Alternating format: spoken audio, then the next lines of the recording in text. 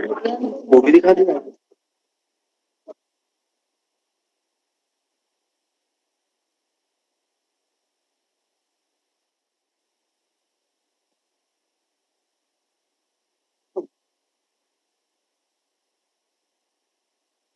हाँ Pandey ji. D block. D block में ground.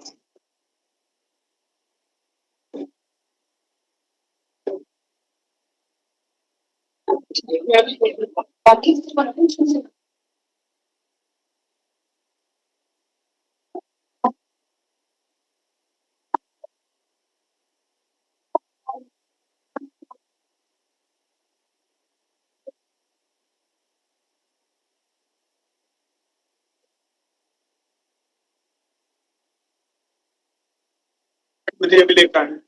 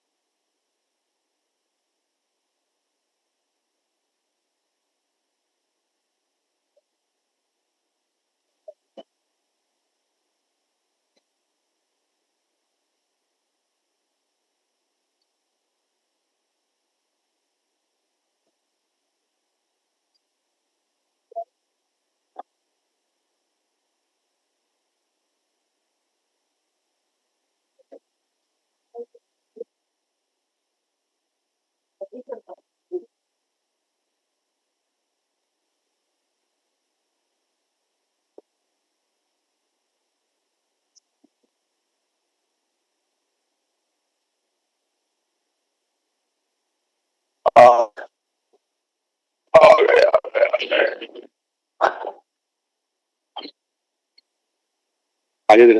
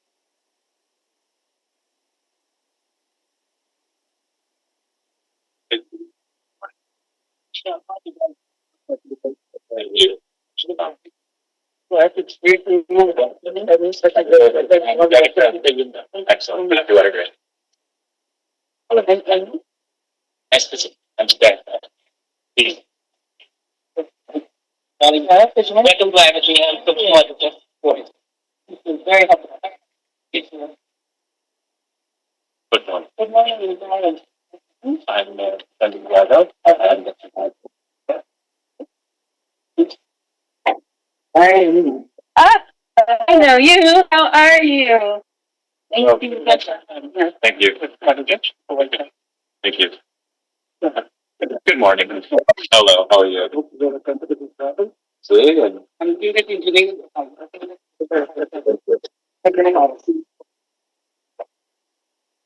Thank you. Very nice to meet you. Yes, please.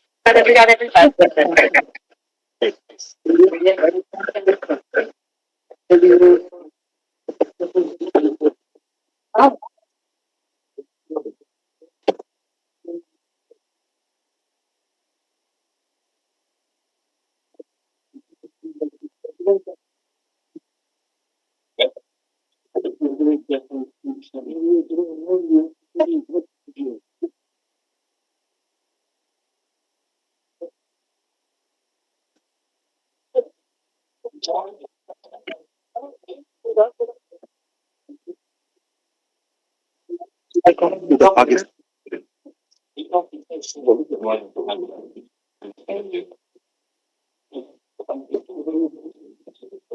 This side. This side.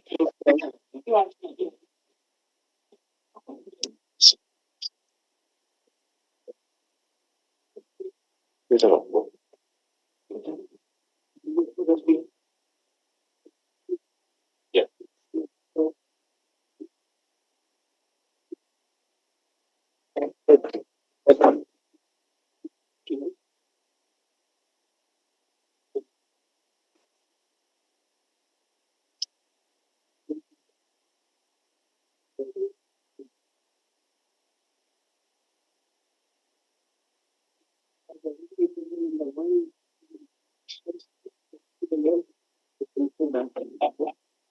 जो मेरा था ना जहाँ मीटिंग होनी है बिल्कुल जाना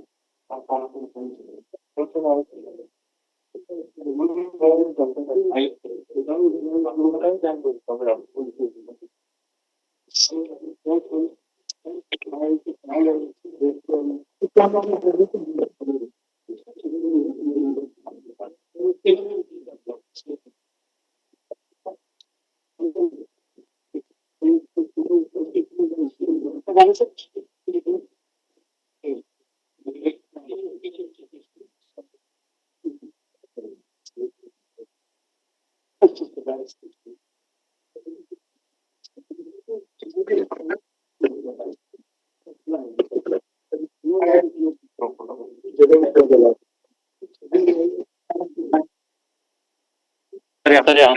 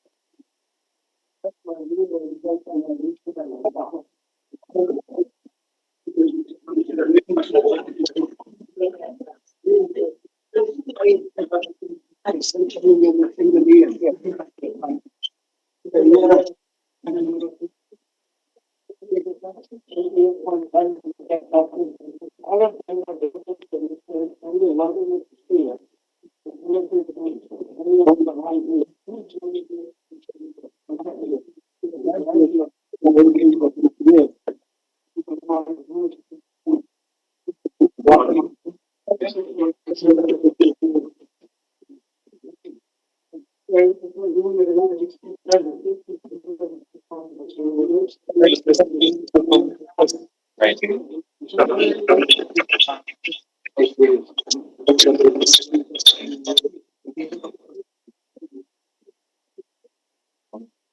Yes, yes.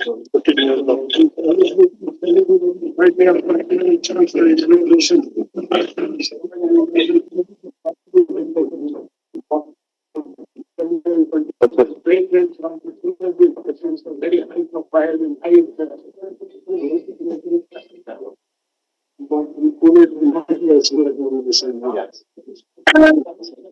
Yes.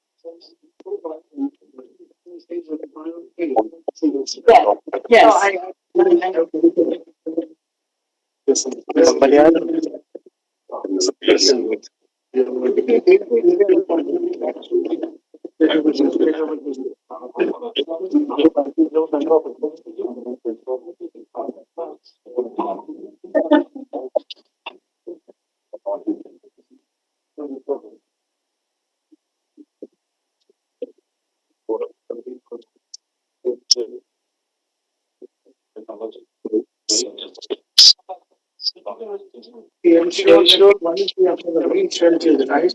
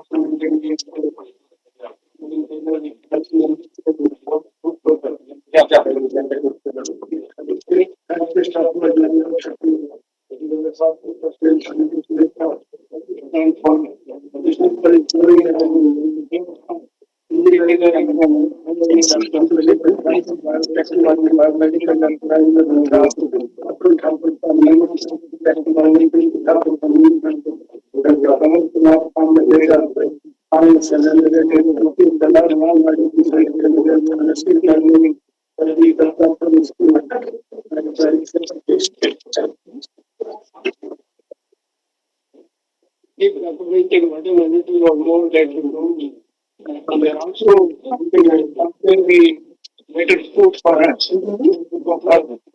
Why not make the food? It was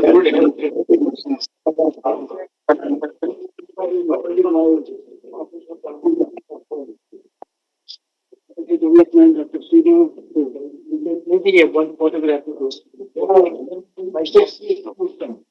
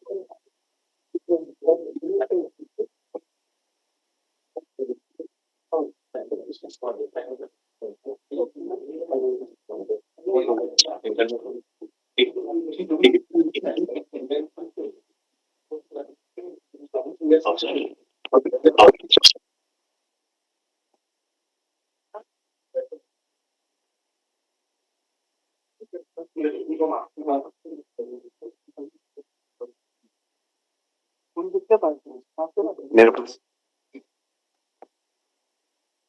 चाहिए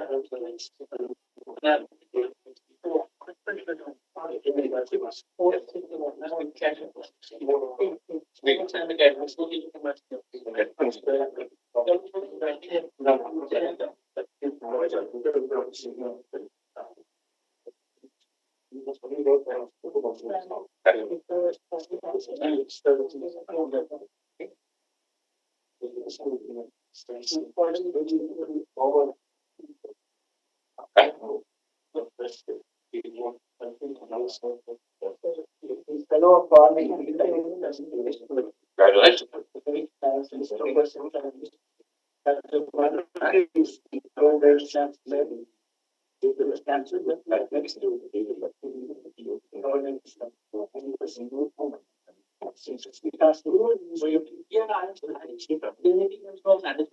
Yes.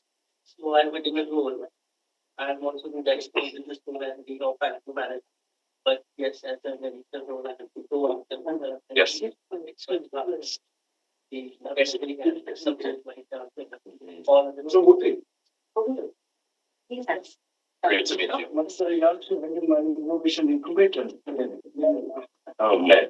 Visited one of the incubators yesterday.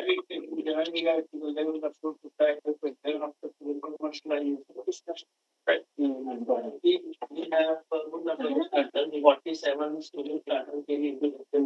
So we are very done. 15 years, okay.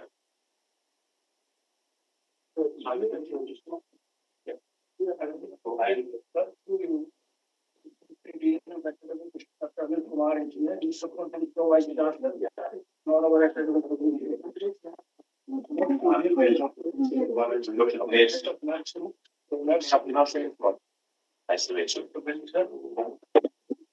Saldana, I heard in my information, they are looking at remove the mirror and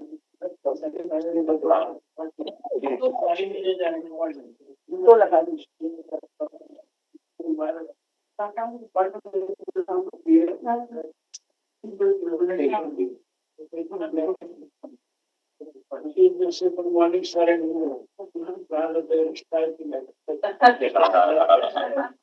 so Yes. So, and in academics, university. So, with being academic of the university, we have implemented that so many things during last 2 to 3 years. So one of the very good initiatives we have taken, Government of India introduced the new National Education Policy 2020-23. So we implemented in 23 year among 28 programs.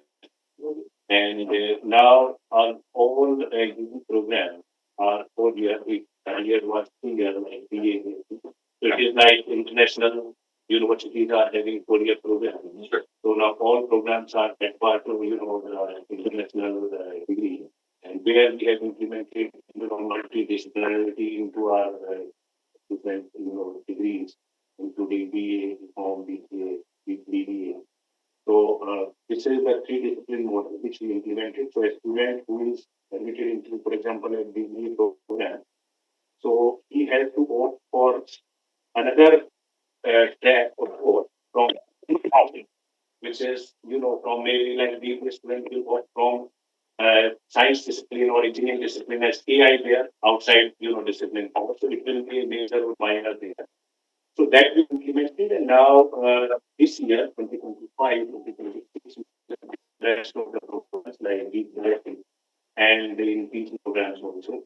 Now all these programs are like, earlier the Indian system and the other European or the American system was there. Now it is this moment is yeah. it's required. Yeah, Dr. Ganesh. Yes. I am from nursing college. We are taking care of college of nursing and health sciences. So we offer undergraduate program as PhD in baccalaureate degree, and we also offer a master's program. Postgraduate, it is Masters of Science. Actually, master's program is for 5 specialties. Yeah, and we also have PhD program. So we have PhD scholars doing research on nursing practice and so our essay have a tie-up with the hospital for the clinical practice. So we have a tie with a number of hospitals, both government and private, and all 80 hospitals of the Gurgaon. So we have tie with the Medanta Hospital, Fortis Hospital, Artis Hospital, Ars Hospital, and then the government hospital like ESA. So our students are regularly going to these hospitals for their medical treatment. Because apart from nursing, we have a few other medical programs. We have Master of Hospital Administration program. We have MBA in Hospital Healthcare Management, and then we have Life and Science program, Bachelor of Audiology Pathology, and Master of Audiology, and then have Bachelor of Optometry, Master of Optometry, Medical Lab Technology, and PhD Dietetics and Nutrition, Master of Public Health. And particularly in engineering, we have biomedical engineering, we taken biomedical engineering. This is a combined portfolio. So there is a separate faculty. What we have faculty of medical and life sciences, under which we have nursing college, Institute of Pharmacy, and School of Life Sciences. One that for students and serve clinicians in our hospital. Biomedical is the BTech biomedical. So it is they are absorbed in the hospitals, of course, as a engineer to operate and to design this medical equipment. As to the medical equipment manufacturer also, there is a one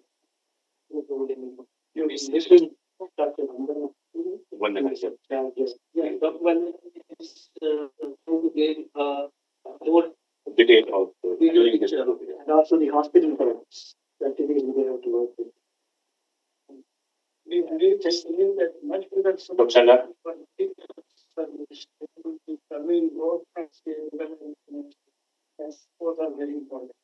But that does not undermine the importance of biotechnology and biomedical, especially the advancement that they are making in innovation and a lot of work on especially to ensure that the supply line is better, which they don't get transmitted from one generation to another. The trial of the child is doing a lot of work in that respect.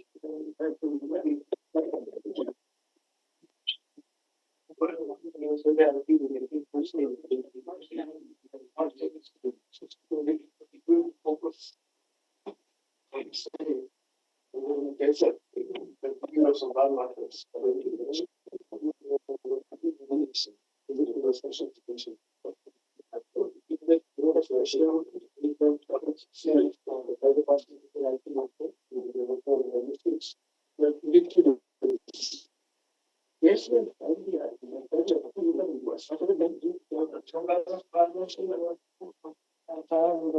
Pradeep Sarvana, currently in the Institute of Pharmacy. At UCSF, we have a very course. Bachelor of Pharmacy, that is a 4-year degree course. And then we have master's program into granting, and it's pharmaceutics and chemistry. And then we have PhD program also, that is 70 PhD scholars and 4 with us. So currently, we are our basic research areas are novel drug delivery systems. Then other drug research we are into it, finding new molecules, phytoconstituents from the plants, material properties, and making them to be properly dispensable medicines. And also the integration of AI into the different aspects of pharmaceutical sciences and healthcare, like drug delivery, drug discovery, and all those things. That's it. Is every student in the pharmacy will take at least one AI course together? Yes, it is part of curriculum. It is part of curriculum. Not this is one other thing that the government of India has some SWAYAM base. SWAYAM means self-group courses. It's like move courses. So there are every year they take one that course, extra course, and that is based on like clinical research, drug regulatory, drug discovery, AI, and all these courses they take over and above whatever we teach in pharmacy. Because pharmacy is regulated by a council, that is pharmacy council. Pharmacy council of India. How many courses of the programs that you've already described have virtual components, and if they have virtual components, what percentage of the education that they're receiving is in person here or in front of their labs? As per the regulations, a student can earn up to 40% of the credit semester to Open sources, what does that mean? open source. We have also really by the project. We have some we have lesson open online courses. Yeah, those So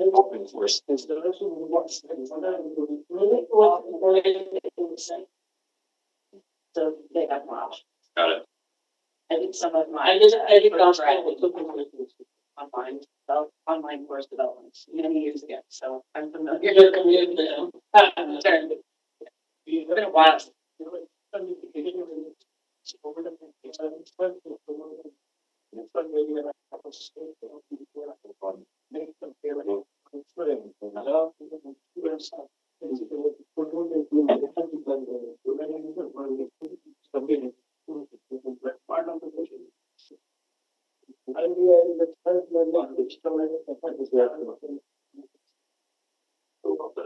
Dr. Zedges, thank you for pharmacy. What's the next step for pharmacy? Myself, Professor Seema R. Pathak. I'm at Amity School of Applied Sciences. We have four departments in our school. That is Department of Chemistry, Department of Physics, Department of Forensic Science, Department of Mathematics, and with physics we have Department of Nanotechnology as well. So right now we have 90 plus students in PhD program. And we are doing good research. One of our faculty, he has published four Lancet in mathematics, and it is, of course, you must be knowing that it is 98 plus impact factor. So we are happy with that, and we are doing wonderful research. We have two fees granted by Government of India. That laboratories are well set up. We are having GCMS, GC, NMR, and other, nanotechnology instruments that we are, and that is of course supported by MIT University, Haryana. So that's it from my side. Myself, medicinal chemist. I'm doing, working, synthesizing molecules for targeting cancer and all. So in that way, we are working and contributing for MIT University. Thank you so much. Yeah, I'm actually being faculty of arts. My discipline is linguistics. I worked in the area of natural language processing, but I'm basically a poet and a playwright. So I teach aesthetics thinking. So we have on the School of Faculty of Arts, we have three different schools. One is liberal arts, under which we have the English, political science, history, and statistics and performing arts. Then we have School of Communication, where we have the visual graphics and communication, plus mass communication, the journalism, etc. And then we have School of Fine Arts and Technology. So we have sculpture, fine art, fine arts, and fashion technology. In that school. So this is our whole school. In addition to that, we have a very interesting, unique system of foreign languages. So we have a American School of Foreign Languages. Any student passes out of this university must go out with one foreign language. So we are teaching seven foreign languages currently. French, German, Russian, Spanish.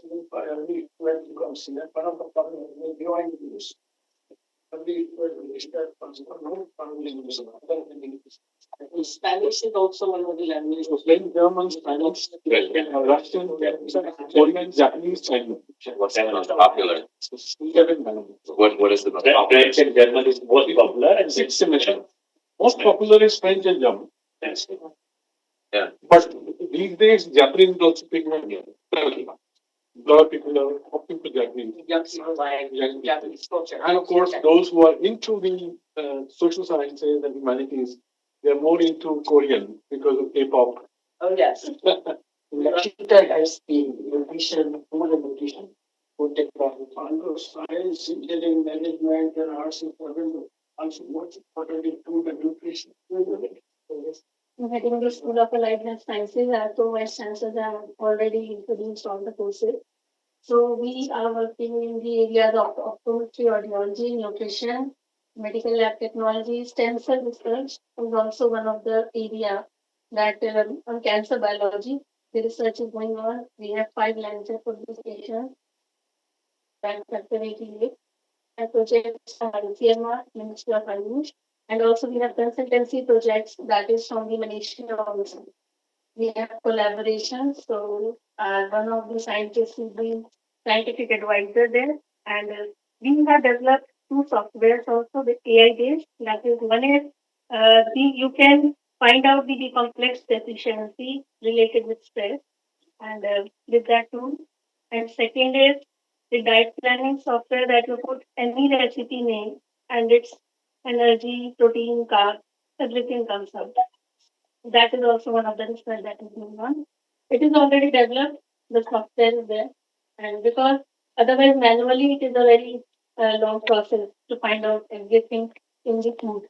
We are also developing food products which are patented, ready for the industry and commercial.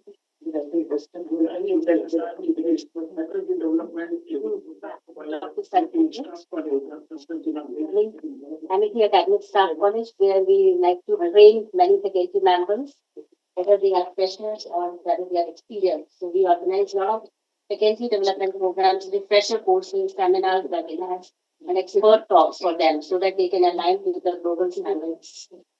And we would travel by engineering and technology in school, and we would be attracted with much more insight in the course. My director administration is part of the institution looking after the establishments and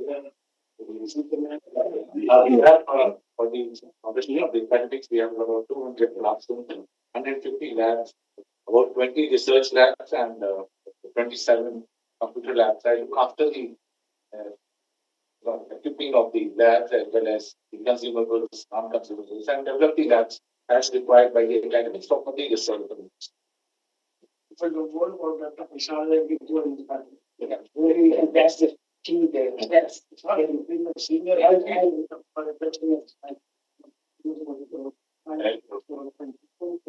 We will also the fishermen of the society of biology.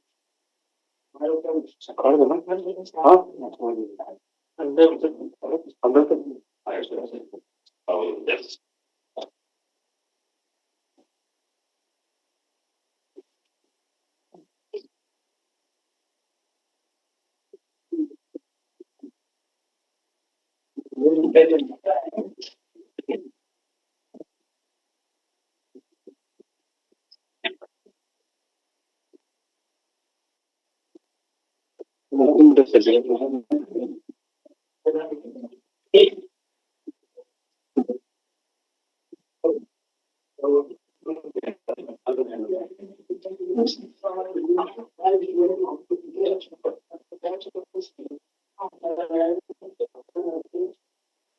Good morning. Good morning. Good morning.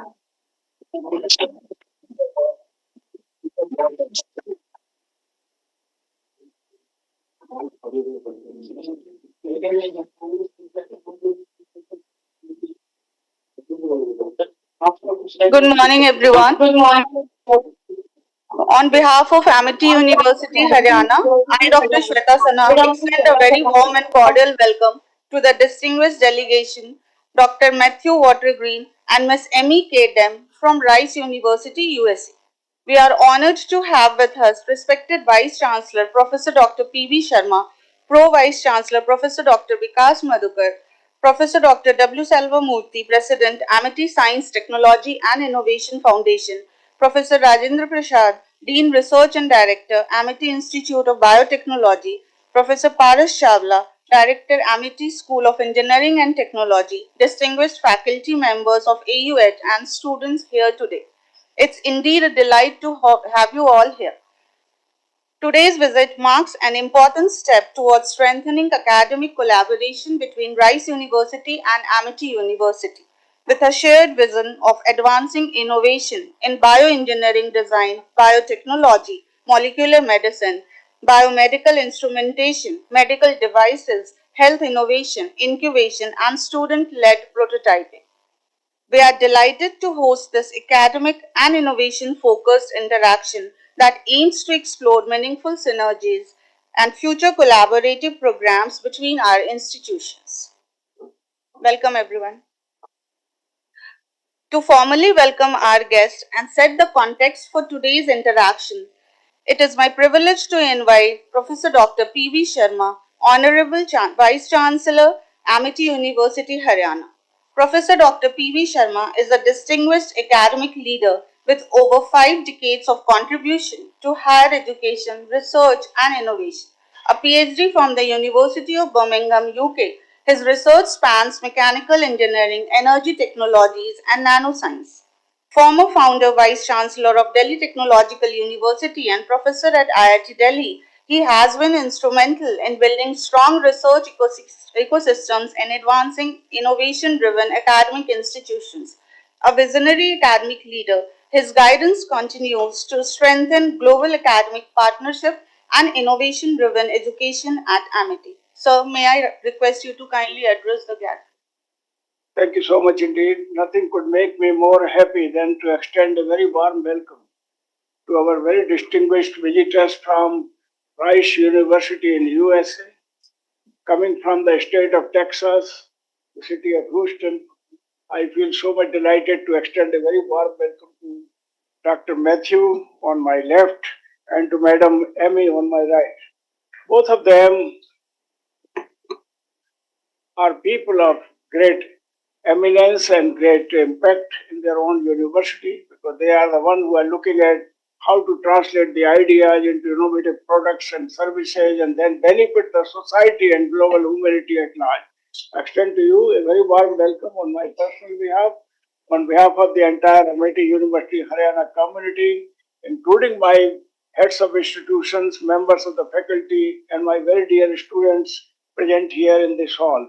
On behalf of my Honorable Chancellor, Dr. Shiv Chauhanji, who is inspiring each one of us to put up our best foot forward to ensure that the quality of education is right, and so is the quality and impact of the research that we carry out in our university.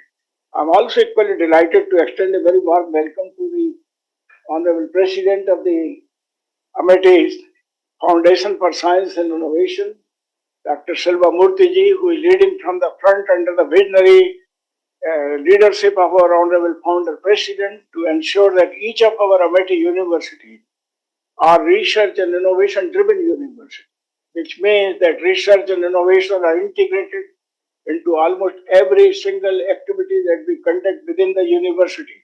We percolate research culture right down to the undergraduate level, and we cause innovation as a habit and not merely simply as a desirable effect. And as a result, the innovativeness and collaborativeness and also enterprising spirit of our student enables the university to lead by example in certain areas that matter. We are also equally delighted to have with me here our own Pro Vice Chancellor, Dr. Vikas Madhukar, who is heading my academic excellence initiatives, Dr. Rajendra Prasad, one of the senior most scientists of my country, who had been the senior vice president of Academy of Science of my nation, who is also rated among the top 0.01% scientists in his own area of research in multi-drug resistance and the whole lot of work which he and his colleagues are carrying out in areas that matter in biomedical and biotechnology research. I'm also very delighted to have my dean, Dr. UN Singh, the heads of institutions, students, friends, and members of the faculty present here. Let me extend to you a very warm welcome on behalf of the entire Amity University community here. Let me also say that we are meeting at a highly opportune time, where we are redefining the meaning and purpose of higher education as well as research and innovation that we carry out. The context today is not merely to strengthen the economy of the nation, as much as to ensure that the interest of man as well as the interest of planet is taken care of, while we make great strides and great advancement in development of our nation's economy, or for that reason, the global economies around the world. And it is here a major departure is now being made. For a very long time, we were obsessed with physics, chemistry, and mathematics as being the physical sciences which were driving the agenda of development and advancement of science and technology. But today we are in an age where we have discovered that the power of biology and bioengineering, biomedical engineering, and the advancement that we make in these areas, besides strengthening our advancement of economy, they would also create happiness and good health for people around the world. And that is why one of the major focus in our university is in the area of biological sciences, biotechnology, biomedical engineering, as well as in bioengineering. We understand that today we are on the threshold of great opportunity that we have in front of us. And that is why many of the innovations and research that we carry out in our university, we are looking at what kind of breakthroughs can be possible by the effort that we invest in our research and innovation in our university. I'm also happy to say that 327 patents have been filed by our university. 8,000 publications have been made by our university. Last year, year 2025, has been a year of miracle for our university, where we have published 5 research papers in a single year of as high as impact factor as 88.5 in the Lancet, world-renowned journal, looking at how the burden of disease is related to variety of ills and evils that we conduct as a part of our developmental strategies and initiatives around the world.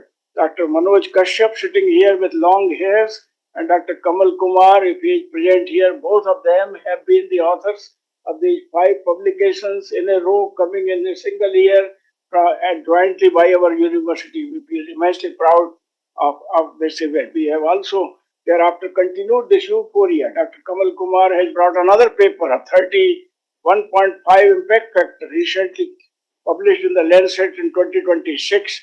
And together we are driving the agenda of high impact publications, citations at the university, around 44,000 citations, 8,000 publications. Our H index of the university is high as 80, and we are aiming at 100 in the next 2 or 2.5 years right now.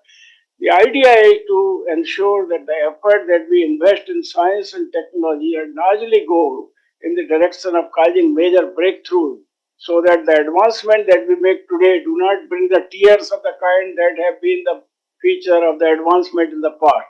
And that is why we are looking at science, technology, engineering, biology, biotechnology, bioengineering in a very major way today, and looking at how artificial intelligence and advancement of computing that is possible today can help us to go in that direction.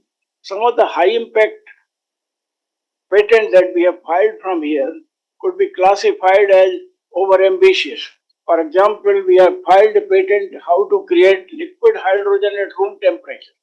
So you would be in a position to fill up the liquid hydrogen at room temperature like the water here in this bottle. Of course, it's asking for a lot because currently liquid hydrogen is produced at minus 257 degrees centigrade. Compressing the temperature from minus 257 to room temperature and producing liquid hydrogen at room temperature is asking for no one less than miracle.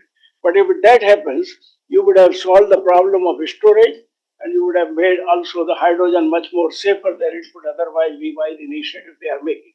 We have also filed a patent where tomorrow's clothing for the Vice Chancellor and for the learned professor from the Rice University and for each one of us could be such that no amount of disease will come towards you. The diseases will come, the viruses will come, they will say, "Good morning, sir, I am at a wrong place." Because my clothing that time would be antimicrobial, antifungal, it will in fact anti-dust, it will have self-cleaning property, it will glow fragrance, and all the mosquitoes and all the viruses that you have in microbial kingdom, they would not come anywhere near to the Vice Chancellor. The Vice Chancellor would then live a life of good health and happiness for good 100 years, and so would be as possible for each one of us. Think of this innovation for the doctors who are treating infectious diseases, and also think of the innovation like this helping in fact a common man to find out the diseases and ailments of the kind. We filed a patent on this from our university to create the textile of that kind which will negate disease. We're also looking at how cancer research at our university and whole lot of advancement that we are making here would tomorrow create a cancer-free world. I'm not satisfied with simply tracing of cancer or detection of cancer. I would be happy one day when you would say that we have now the recipe for a cancer-free world beyond the vaccine of the kind which Russians are looking at. And to do this, we are asking God Almighty what can be done from the natural products and also from herbs and medicines, and also from our effort to mute the genetic communication from one generation to another, so that we are in a position to rewire and restructure our immunity within and create in fact humanity which will have a happy and healthy habitat on planet Mother Earth for great many years. We are also looking at new food and nutrition of the kind that we require to remain happy and healthy, so that we negate the diseases of the kind which have otherwise found great home in the global community around the world. We are also looking at what kind of new nanoscience and technology we can develop here in our university which can solve the problem of new energy development and also solving the problem of treatment of wastewater and plenty that we are creating as a lifestyle of the kind that we are currently used to. We are looking at miracles for production of new herbs and medicines for tomorrow, and we are also redefining biomedical engineering. For us is not just merely a synergy between engineering and medical and producing new instrumentation or diagnostic tools. For us, biomedical engineering is to redefine the human architecture by which we are in a position to negate diseases and lead a disease-free life, something like our forefathers have really attempted long time ago here in this country. And that is why for us, bioengineering is also not just bioenergy or treatment of the wastewater. For us, bioenergy is a new pathway for enhancing our commitment to circular economy, because we are going now to a level where almost everything can be reutilized, reprocessed, reclaimed, remanufactured, and therefore there would be no waste whatsoever in the world tomorrow. Bioengineering can help us to accelerate our pathway, and we can then say that $4 trillion circular economy that is currently being projected to could become $40 trillion, because we are in a position then to ensure that every single thing, including this mobile in my pocket, can be reprocessed. Another mobile can be created out of this. Shoes will create another shoes. My clothing will create another pair of suit for the vice chancellor, and so on. Everything will be reused. Our forefathers ensured that there is no waste in this world. And that's why for millions of the years our civilization sustained happiness and good health alongside with good health of planet Mother Earth. We are moving in that direction today, and that is why the scientists, not only here, I believe in Rice University and also in the great universities of the world, are looking at how to redefine the meaning and purpose of science and technology and utilize our collective wisdom to advance those frontiers by which we are in a position to solve the nagging problems and challenges that we have created for ourselves, be it wastewater management, be it energy security, be it climate change, be it in fact burden of disease that we have created. I think we are moving in a world where scientists of the world with technologists together, along with those who have innovative and enterprising spirit, could move the mountains and create a new world of the kind in which I, you, and everybody would like to live tomorrow. Amity University, under the visionary and able leadership of our founder president, sir, and also the guidance coming from our honorable chancellors, including the honorable chancellor of Amity University in Noida, also our honorable president of the trust, Dr. Atul Chauhan ji, and also our own honorable chancellor, Dr. Shiv Chauhan, and the learned professors and members of the faculty, and highly inspired and innovative minds of students that I have here. We are moving the mountains on the strength of research and innovation of the kind that the world requires today. With these words, may I extend a very warm welcome to our visiting dignitaries from the Rice University.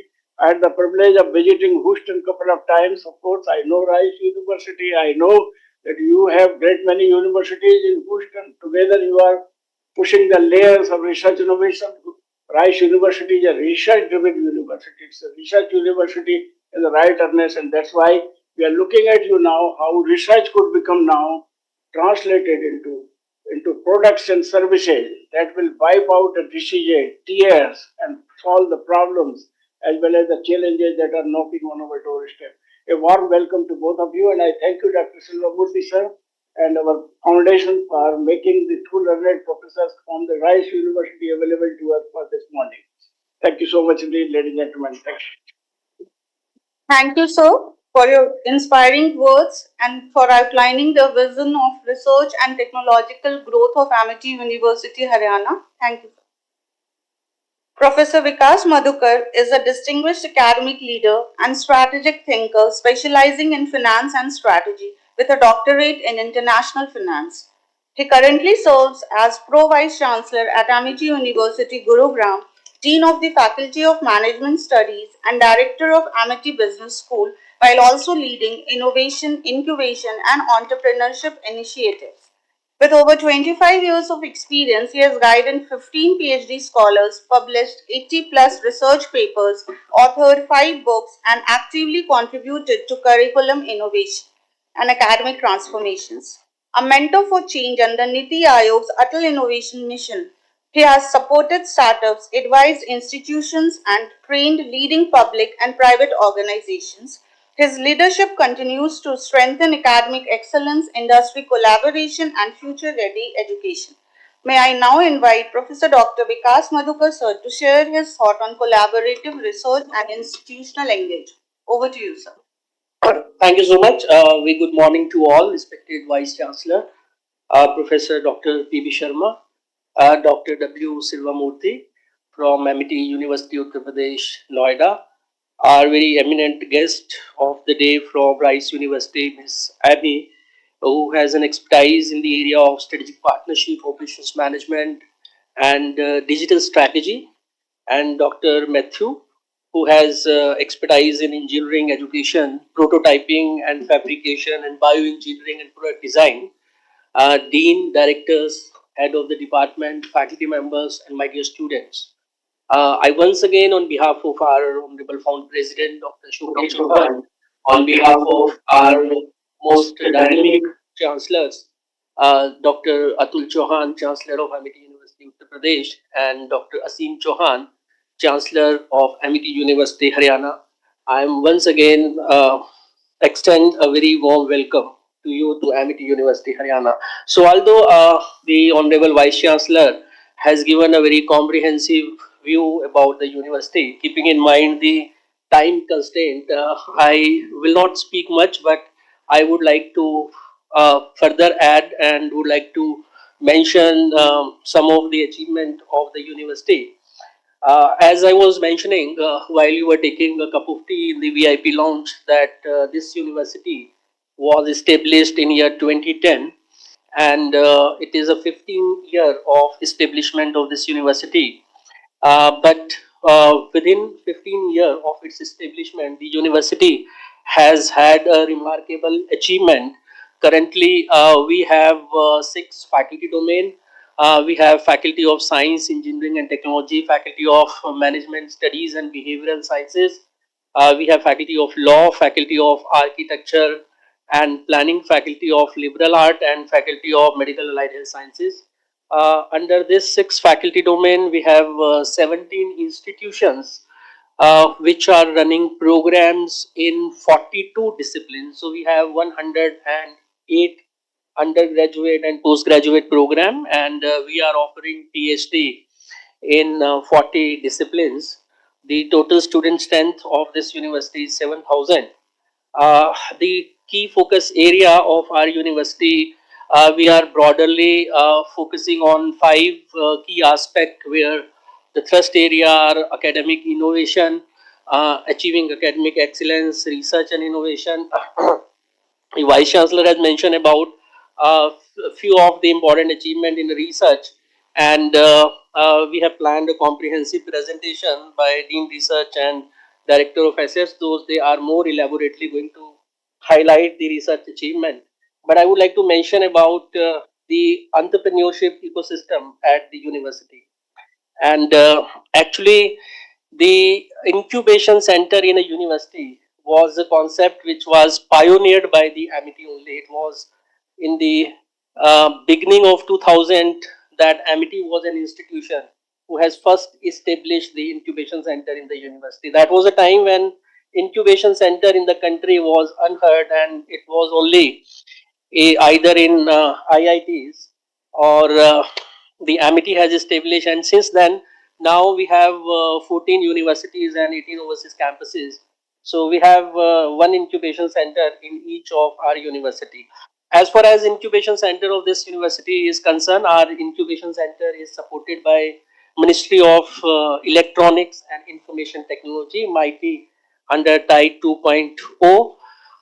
The incubation center is providing support not only to the students of the university but also anybody who is approaching us with a good idea.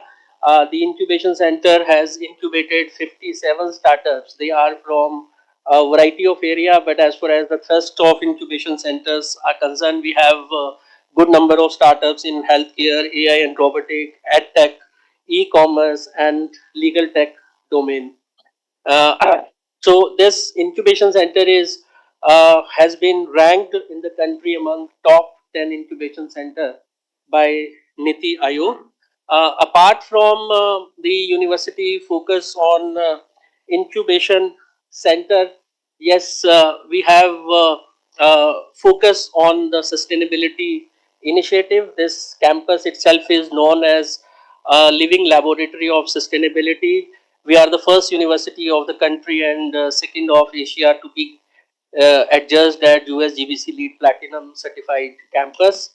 Green campus, we have been ranked very high in THE higher education impact ranking, where the university has been ranked at 50, at 60 in sustainable development goal 15, which is life on land. We have been ranked among top 200 university in sustainable development goal 3, which is good health and well-being, sustainable development goal 4, which is quality education, SDG 5, which is gender diversity, SDG 6, which is water conservation, and SDG 7, which is energy conservation. So the our achievement in terms of our ranking as a leading institution, not only in the country but in the global arena, is the testimony of our commitment to the quality education and research. And I'm quite hopeful that the association and collaboration between RISE University and MIT Education Group will further strengthen the with different area of mutual interest, both at Amity University and Rice University. With this word, I once again extend a very warm welcome to Amity University, Gurgaon. Thank you so much. Thank you, sir, for your encouraging insights on institutional engagement in research and startup mentorship and also sustainability efforts by AUH. We are privileged to have with us Professor Dr. W. Selva-Murthy, an eminent scientist and distinguished academic leader.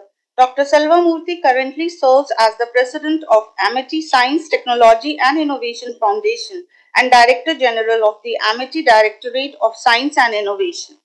A renowned life sciences researcher with a PhD in physiology from the University of Delhi, he previously held senior leadership positions at the Defense Research and Development Organizations, including Chief Controller, Research and Development for Life Sciences and International Cooperation. His work reflects a strong commitment to translating scientific knowledge into societal and technological impact, and he continues to guide innovation, interdisciplinary research, and translation science initiatives at Amity University. I am privileged to invite Sir for briefing the audience. Thank you, Dr. Sweta Shina, for this very generous introduction. So, good morning, friends. I am privileged to convey the blessings of Honorable Founder President Dr. Ashok Chauhan to all of you and to your family, and also the greetings from Dr. Atul Chauhan, the President of our foundation and the Chancellor of a few universities of Amity Group, and my dear guests, very distinguished guests from the Rice University, one of the very top universities in US, ranked 12th in the national ranking in the United States, which is a very powerful, the most powerful country in science and technology and in other domains. And we have also Dr. Ami, another very distinguished, the scientist, manager, and also leader in the field of the promotion of innovation, design, and also connect with society, plan strategy. So we are very fortunate to privilege to have such a very two distinguished guests from Rice University.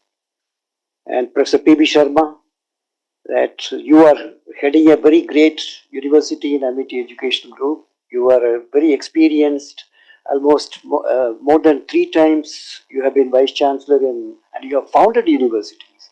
So Amity is privileged to have such kind of senior leaders who are guiding and also leading the institutions. So we are very fortunate to have such a distinguished galaxy of the faculties over here, and also brilliant students and scholars. So that is the strength of Amity today, and it's time for us to look at a new paradigm, and which we are all looking for. How do we contribute to nation building in a big way? So, in which now the Atmanirbhar Bharat is the slogan which our Honorable Prime Minister and the whole country has given. How do we become self-reliant in technologies? Every technology. So, for which you need to have design.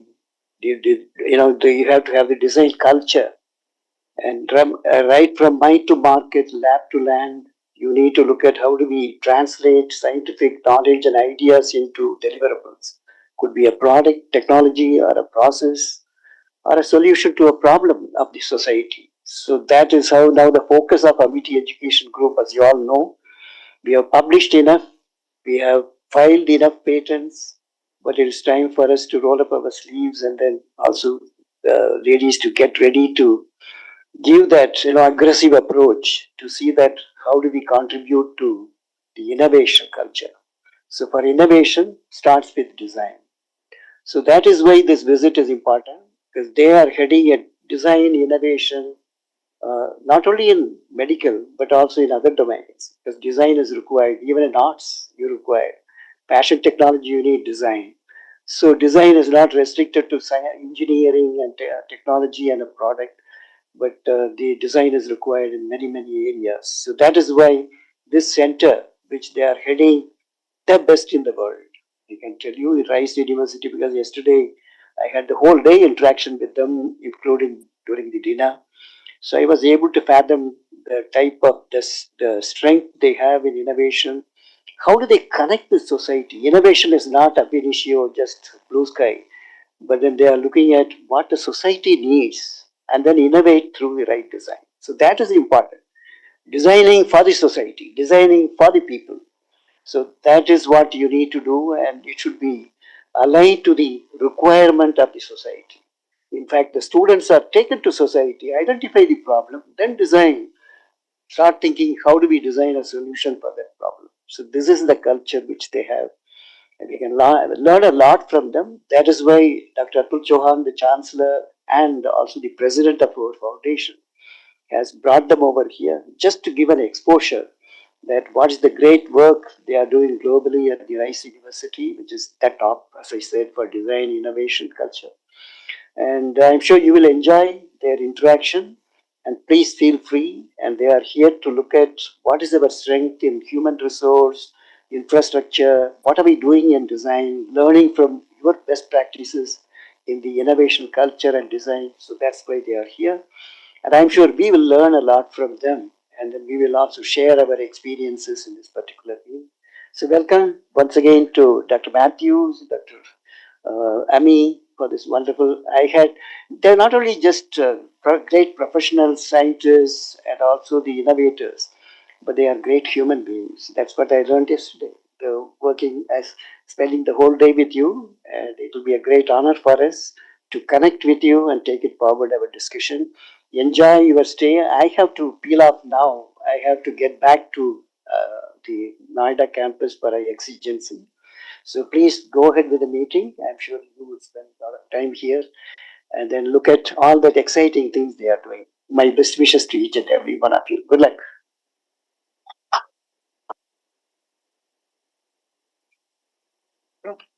Thank you, sir, for your valuable perspective.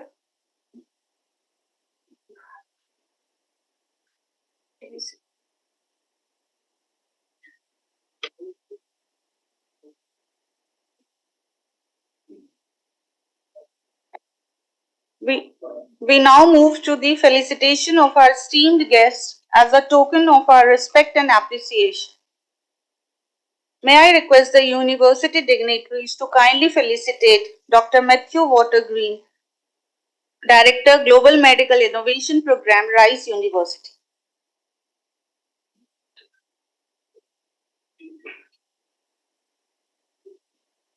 Dr. Matthew Watergreen is a teaching professor in bioengineering and director of the Global Medical Innovation Program at Rice University.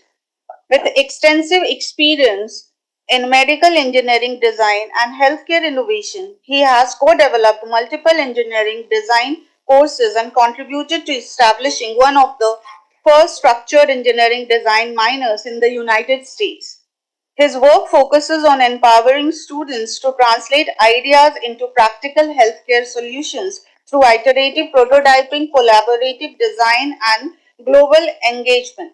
Beyond teaching, Dr. Wettergreen has mentored international institutions in building market spaces and innovation ecosystems, advancing engineering education that addresses global health challenge.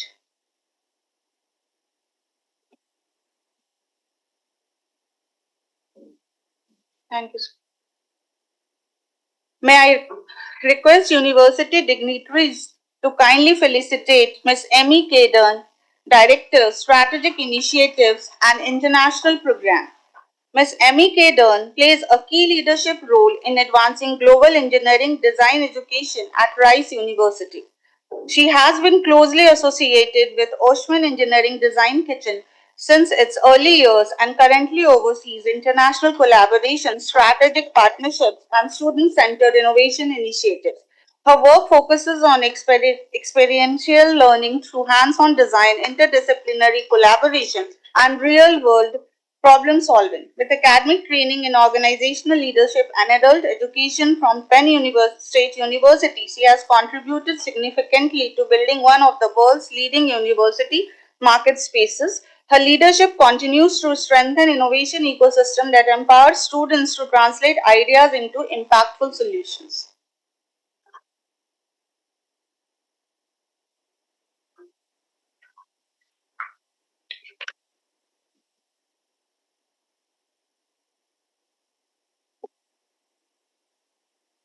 Thank you. I now invite Professor Rajendra Prasad, Dean Research, to present research profile of engineering, technology and sciences.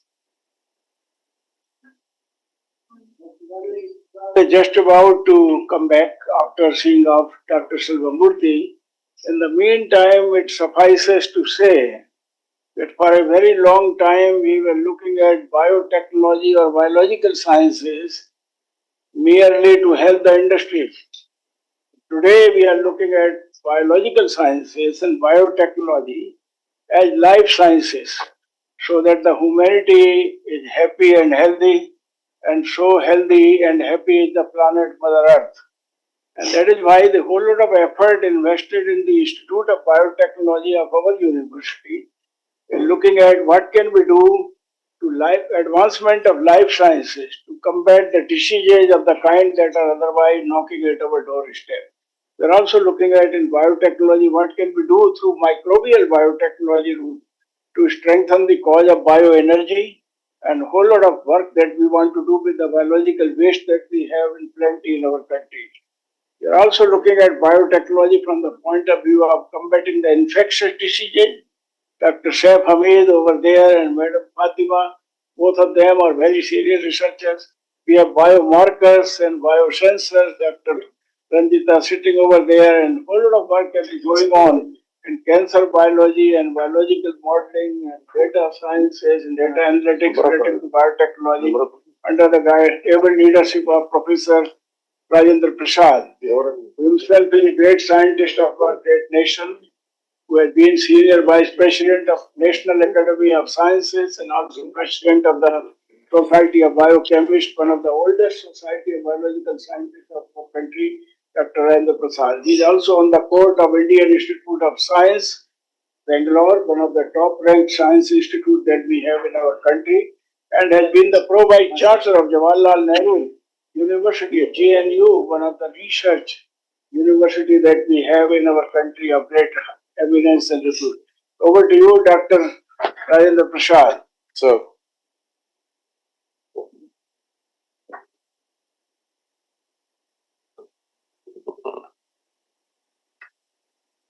okay. Good morning. What I do, give you a snapshot of research innovation on our campus, focusing on mostly biomedical research and the aspect of bioengineering and biomedical research devices. My next colleague who is following my presentation will try to cover it. So here, our focus is to foster a culture of innovation, lead research that advances knowledge, drive discoveries, and deliver solutions aligned with national and global priorities. And that is our goal. And to achieve this, we dream about this, how to achieve it, but to fulfill our dreams, we have our visionary founder president who really drives the agenda and makes sure that we fulfill our dreams, including his own, to make this education group as a superpower of education. This is followed equally with the when he is the driver of our all force here to drive this research innovation on this campus, and he understands what is required to have a ecosystem where these dreams can be met. And very rightly, in the beginning of in last 10 years, they have spent good amount of money to create a research innovation ecosystem. And I'm sure in the afternoon you will have a chance to visit some of the facilities to support what I'm trying to say. We are very, for all applied science and biomedical research, we have most of the time, most of the equipment which are required are housed in our buildings, and they're open 24 hours 7, backed by expert technicians to run these facilities. And of course, you have to pay for it. Then equally complemented by world-class research laboratories, which you will see where our researchers, which are now in science school, could be more than 400, are working vigorously to achieve these goals. I'm sure my colleague will share more details, but just a snapshot that we are continuously hoping and increasing our efforts to create extramural funds, steadily increasing over the years. And so is the case of quality publication, which have been mentioned several times now, and the impact factors, which is a index of quality publication, including citation, which is continuously, steadily increasing over the years. So one could say that we are on the right track. Even the H index of the university is increasing year by year. Patents, as our Honorable Vice Chancellor mentioned, we have a good number of patents, and we are quite a few are published, and hopefully we'll be able to commercialize a few of them in near future. And this is reflected and supported by a lot of extramural funds, and I'm happy to share that most of the government funding agencies were able to tap their resources, and they support us for the projects which could run into more than 100 projects are running on this campus. And that is also evident by quality publications which are coming out regularly. Many are doing on the cover pages, and dedicated issues are based on our research. Some, I don't want to go in detail, but these are the top papers which have come out recently with very extensive collaborative research involving more than 500 co-authors in these papers, which shows the importance of this global-based disease burden studies. And for collaboration, we focused most of our energy to generate and cherish the collaboration. So like that, we focused on multi-consortia projects where multiple institutes are involved, chip into a common problem. For example, this very recently one project has come through between two groups, one from the sister university in the campus Delhi, JNU, and us from here in MIT. Another one in a wiser program of Germany, Rajita is here. She got this grant together with this group of research based in Germany. This project is already started. I also got involved into a multinational project, not multinational, between extra university and us, and this Medical Research Council of the UK, where King's College London and extra university. So I'm part of the group, and we are doing together some work on this. How the fungus stick on skin and how to repel it the adherence. We have quite many cluster of research, as you see, because we have horizontally grown a lot. So we have lot many crystals, the crystals that drug discovery, herbal design, environmental health, global warming, climate change, all. I like to just emphasize couple of centers which focusing on biomedical research, for example. This is a very recognized infectious disease cluster where quite a few faculty have got involved, and this center is quite active in terms of funding, in terms of resources, in terms of international collaborations, and also in terms of output. And lot many projects are revolving around infectious disease, where we are focusing on two major diseases. One on the mycobacterium tuberculosis, the other is fungal diseases. And the idea is to create repellent or molecules which can combat these infections, including breaking the signal transaction.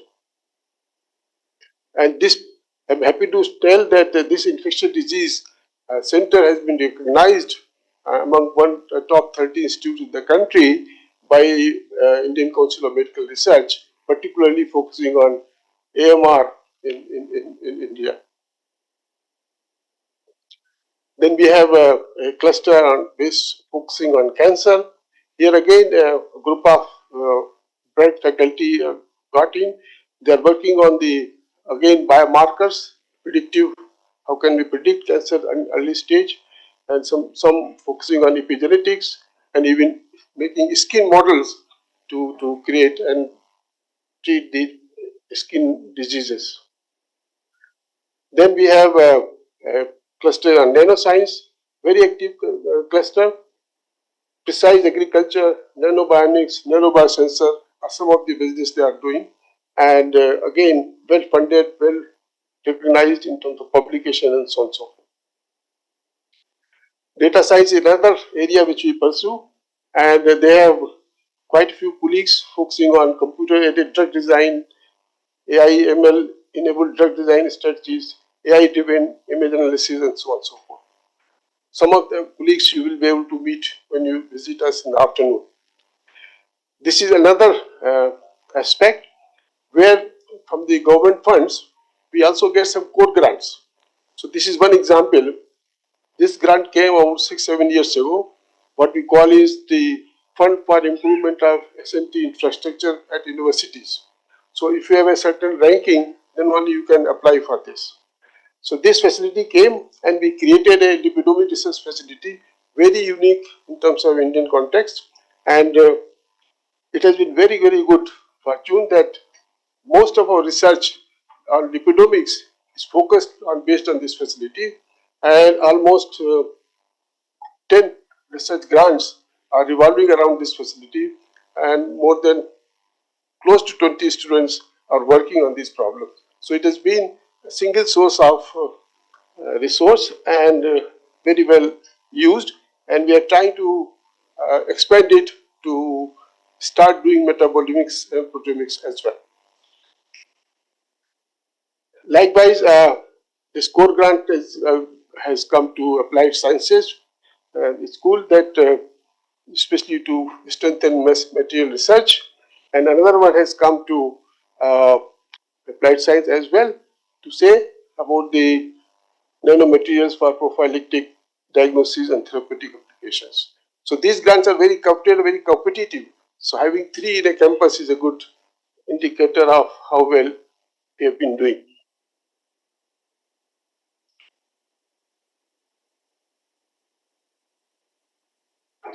And just to give an idea that in our education sector also, teaching UG, PG programs, we are quite well supported by government.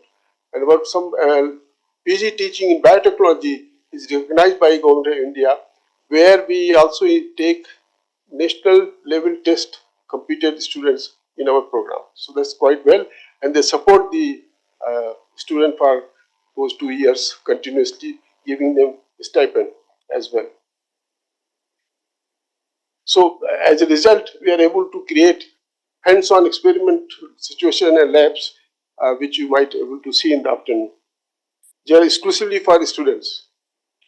And we manifest our achievements by calling many international meetings regularly on our campus.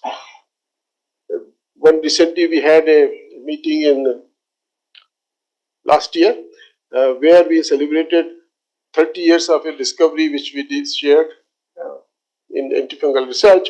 In fact, the meeting outcome was a total issue was thematic issue has been dedicated to cover this meeting.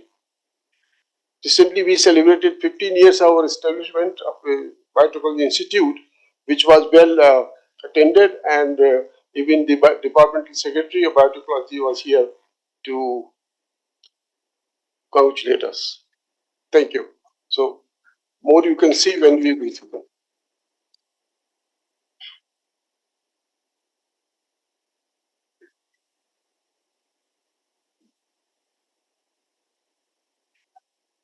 Thank you, sir. I now request Professor Dr. Paras Chawla, Director Assets, to continue with the presentation and highlight the achievements of AUH in biomedical technology.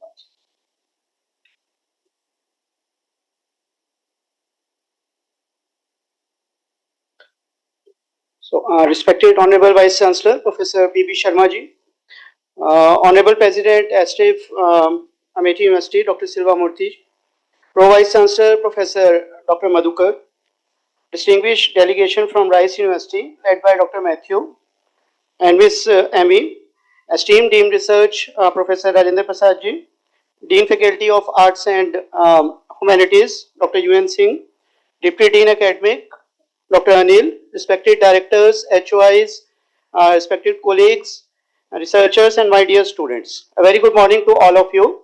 In fact, it's a good afternoon. So it is my privilege on behalf of esteemed our Dean Research, Professor Rajendra Prasad ji, and the entire Engineering and Technology Sciences fraternity, including that pharmacy, nursing, and medical fraternity of Amity University, Haryana, to present our research profile and key achievements in specifically biomedical engineering and allied domains. So before let me briefly outline of the structure of the presentation of the today.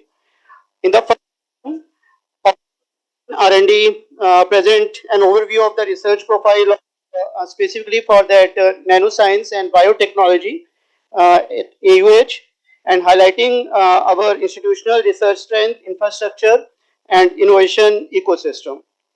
So in the second and major section, for approximately I take that 15 to 20 minutes, we will focus on the key achievements of AUH in biomedical technology and allied area of research, showcasing our translation impact, funded projects, patents, publication, and collaborative initiatives.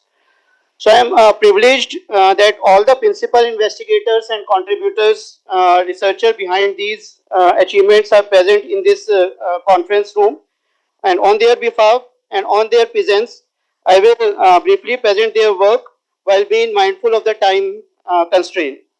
So wherever appropriate and if time allows, I may invite individual researcher to speak for 1 or 2 minutes to provide a focused insight into their specific contribution. So already these slides, already our Dean R&D has already highlighted. So in just 15 years has evolved into a multidisciplinary research ecosystem integrating engineering, applied sciences, life sciences, and translation biomedical innovation. Either it is related to that of our publications, books, projects, further that high impact fact paper and patent filed. So already our Dean R&D are covered these aspects. So I am skipping these slides at this stage. Now moving to that of our Center of Excellence. So our presence through our 20 Center of Excellence spanning from bioengineering or bioenergy, antibiotic residence with ICMR, big data, and computational biology, robotics and AI, and ocean atmospheric science, AUH integrates technology, biology, and sustainable to address challenges that are both national priorities and the global imperatives. So our presence of the Stanford top 20% scientist list, including our Dean Research, Professor Rajinder Prasad ji, ranked among the top 0.001% scientists globally in that biotechnology domain, as confirmed earlier in the opening remarks by our Honorable Vice Chancellor, sir, reflects AUH research leadership at the highest international level. So moving on, that of some of that glimpses of engineering and technology, some of the recent projects that our researchers are working on that one.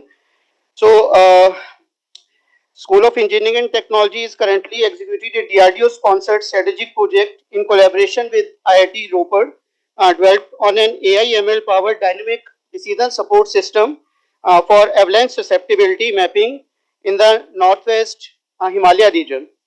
This project demonstrates our capability to integrate remote sensing, geo AI, and quantum enhanced analytics for national defense and disaster preparedness. Moving on to another project which is awarded by Ministry of Earth Sciences. So we are proud to lead that particular project again in collaboration with that IIT Ropar, focused on developing a spatial decision support system for real-time snow avalanche monitoring and modeling. This initiative integrates UAV data, satellite imaging, AI models, and quantum simulations for high precision hazard forecasting. So it strengthens AIH position in climate risk analytics and national resilience planning. The third project, which is under that ICSSR, AI-driven landslide framework. Under that one, our AI-driven decision support system framework for landslide topology and resilient infrastructure planning has been approved under 5-year national program in collaboration with IIT Ropar and along with that of IIT Patna. So this project advances Geo AI, explainable AI, quantum ML, and high performance computing specifically for that quantum machine learning algorithms that are preferred for modeling for risk and communication infrastructure sustainable. So it represents a convergence of engineering, policy science, and disaster resilience. From that Amity School of Engineering and Technology, Professor Dr. Dheeraj, heading that AI/ML department, is working in this particular project. So I just request Professor Dr. Dheeraj to sit there and just for 30 to 40 seconds brief about these three projects. Thank you, sir. So basically, this project is about we know that in the Himalayan region, avalanches are mostly common, and there are some of the regions where the armed persons are deployed and regular troops are moving. So we are trying to develop a decision support system on the real time. We can give the feedback information to the northern command that these areas and the terrain are prone, so they can take the decision based upon the climatical factor. They can decide which battalion has to be moved on which side. So these two projects are under discussion. Yeah. Thank you, Dr. Dheeraj. So moving on, that another project that is Professor in AI/ML, Dr. Mohit, works in object-based machine learning, advanced satellite image processing that demonstrate AUH strength in computer vision for large-scale environmental intelligence. Moving on, the another project, Dr. Harbinder Singh, Professor in Quantum Technology under the Amity School of Engineering and Technology. So his research bridges advances image fusion, medical imaging enhancement, and quantum-based weight map competition. So by integrating edging, preserving filters with quantum computing concept, his work enhancing the depth of field and dynamic range in high-resolution imaging. So basically, if I talk about that Dr. Harbinder profile, so he is working mostly on that medical imaging, and further that it associated with that quantum computing and quantum machine algorithms that he is working in that direction. Now moving to that of the specific achievements of Amity University, Haryana. in that biomedical technology and allied area of research.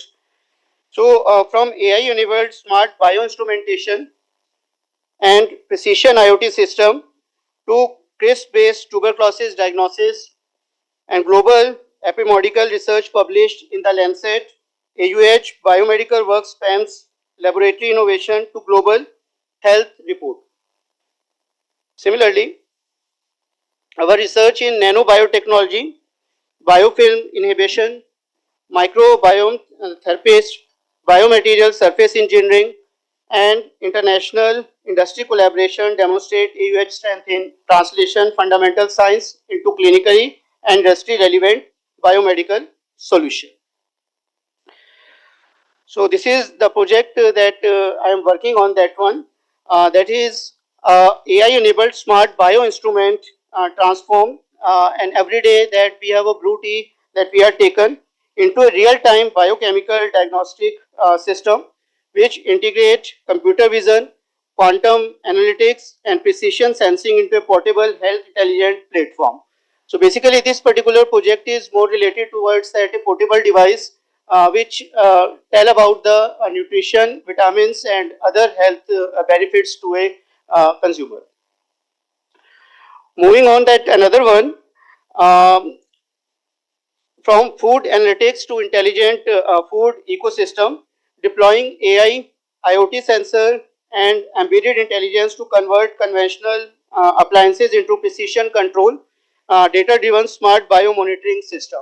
So basically this particular project is associated to convert an ordinary refrigerator into that of a smart refrigerator. So just to ensure that the condition of that particular vegetables and fruits that kept with the IoT devices that need to check with that particular application part either the freshness of food is there or not. Right. So accordingly this particular principle that is working and well supported by 2 patents and 3 publications in this particular area in high impact journal. Moving on, that the another one that is basically of AI IoT enabled vertical farming system that we have developed for that agriculture and precision nutrition control, real time plant health analytics that we have covered in that one. In that one basically we are more focusing where that the problem is related to that water scarcity. So for covering that one, we have introduced that farming, vertical farming with that hydroponic technique and the complete IoT system is deployed in that one. So moving on to that, the work of Dr. Manoj Kashyap ji. So I request Dr. Kashyap ji, if you are here, please take 1 or 2 minutes to brief about your work. Good afternoon, everyone. Our group is working actually to develop new agents so that we can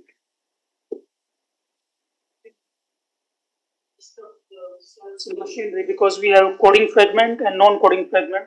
So these compound force the cells to keep the non-coding fragment inside and eventually they die.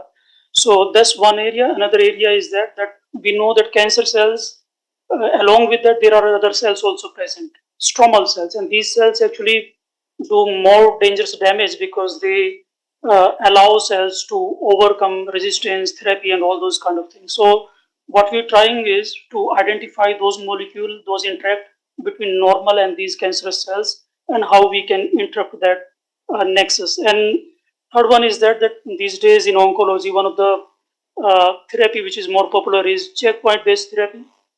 In that, when you treat the cancer patient, it doesn't induce the cell death, but actually boosts the immune system. What we are trying to use is a system biology approach by mapping that PD1 PDL1 pathway that has never been done, and we are almost about to complete it. It's I think we may be able to wrap up it in next 1 month or so. But this will be the first of its kind in the world to have this PD1 PDL1 pathway, because by that we can have more molecule identified. Plus, this can help developing never agents which actually doesn't induce cell death but boosts the immune system, which is a major issue in the cancer. Yeah, thank you, Dr. Manoj. So moving on, the another project that is of Dr. Saif. So with ICMR supported CLAP TB and Flame TB platform, AUH is advancing next generation CRISP-based tuberculosis diagnosis that are rapid, field deployable and scalable, transforming molecular detection into accessible public health impact. Dr. Ranjita work already explained by our Dean Research, so I'm skipping that one. Similarly, electronic sensing, biofilm inhibition, NMIX, and nanoparticle, already our respected Dean Research already briefed about that work. So I'm skipping these one at this stage. Dr. Nitai work is also explained by our respected Dean R&D. So I'm skipping at this stage. Further, that Dr. Anurag Sharma. So from engineering smarter biocompatible membranes for global industry partner to decoding protein aggregation pathway in neurodegeneration. So Dr. Sharma work transform material science into translation biomedical impact. So these are some of that highlights. Professor Preeti, if you are here, just for 30-second brief about your work. Not here. So just confirm that through SERP founded innovation, Professor Preeti Thakur team is engineering next generation NIZN ferrite based nanomaterials that redefine microwave absorption, EMI shielding and high frequency defense grade application. She is working in that direction. So this project is already briefed about by our respected Dean R&D. So I am skipping that part also. So another important area that Dr. Krishna Murli Sinha is working from decoding cyclic DIAMP signaling to targeting genome stability and drug resistance in microbacteria. So Dr. Seema, if you are present here, please brief about your project. So actually this was presented by sir, in which we have received fund from Government of India, and the 25% was given by our Amity University Haryana, in which we have purchased two good instruments, GC, GCMS and 80 megahertz NMR for further research, and in which we are getting good response from surrounding this one. Thank you so much.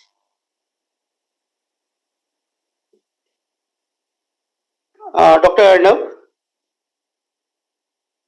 Dr. Arnav is available? No, actually this is again, I will tell about this project. This is in collaboration with IIT Delhi and Amity University Haryana, in which our faculties are making a skull and brain and are getting the simulation for how when bullet hits brain, then how we can make a some good protection for that.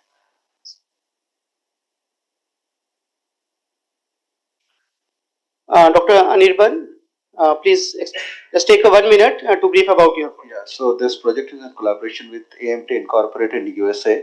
So basically they make membranes and we functionalize the membranes so that we could attach maybe nanoparticles, etc. And the application of this are in biomedical engineering. They put it in the stents, the heart stents, and also for catalysis and environmental remediation like water purification. Thank you.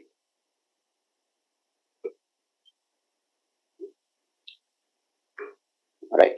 So, Dr. Tanvi Jain, she is Associate Professor in Biomedical Engineering with high impact publication, patents and translation, nanoformations.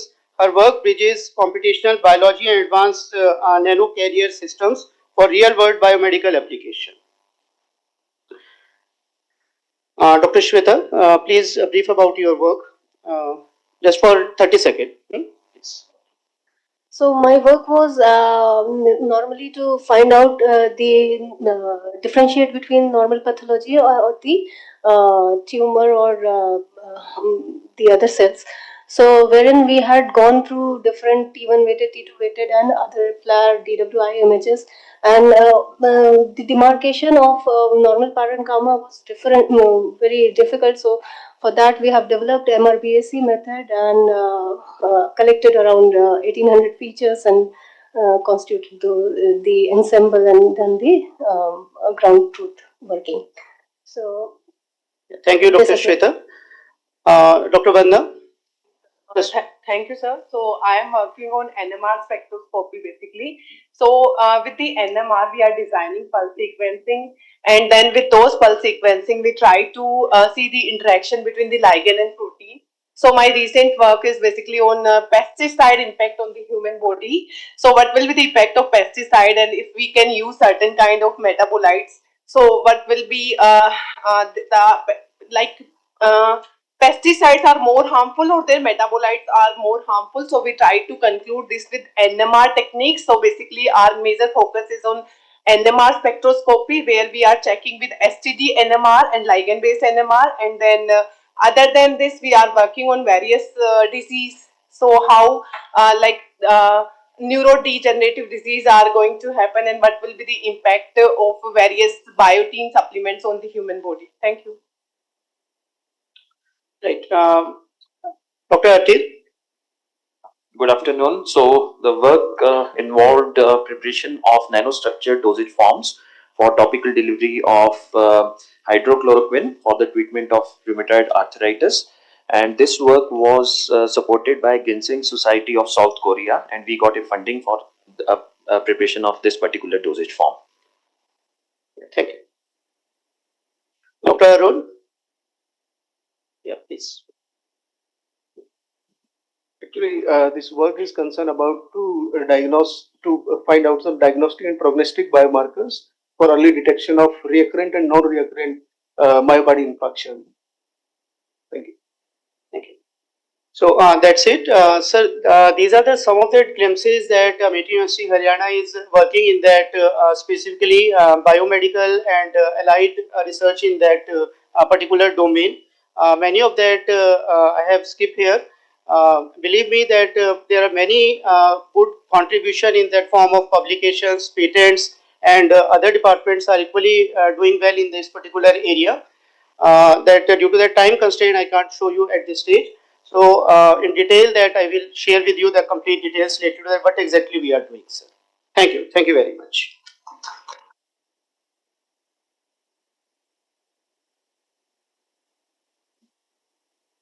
Thank you, sir. We now come to one of the most anticipated aspects of today's program.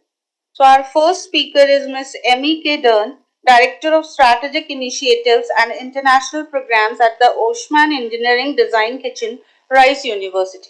We invite Ms. Dern to deliberate on where ideas get built inside Rice University's academic marker space and its role in innovation education. Over to you, ma'am.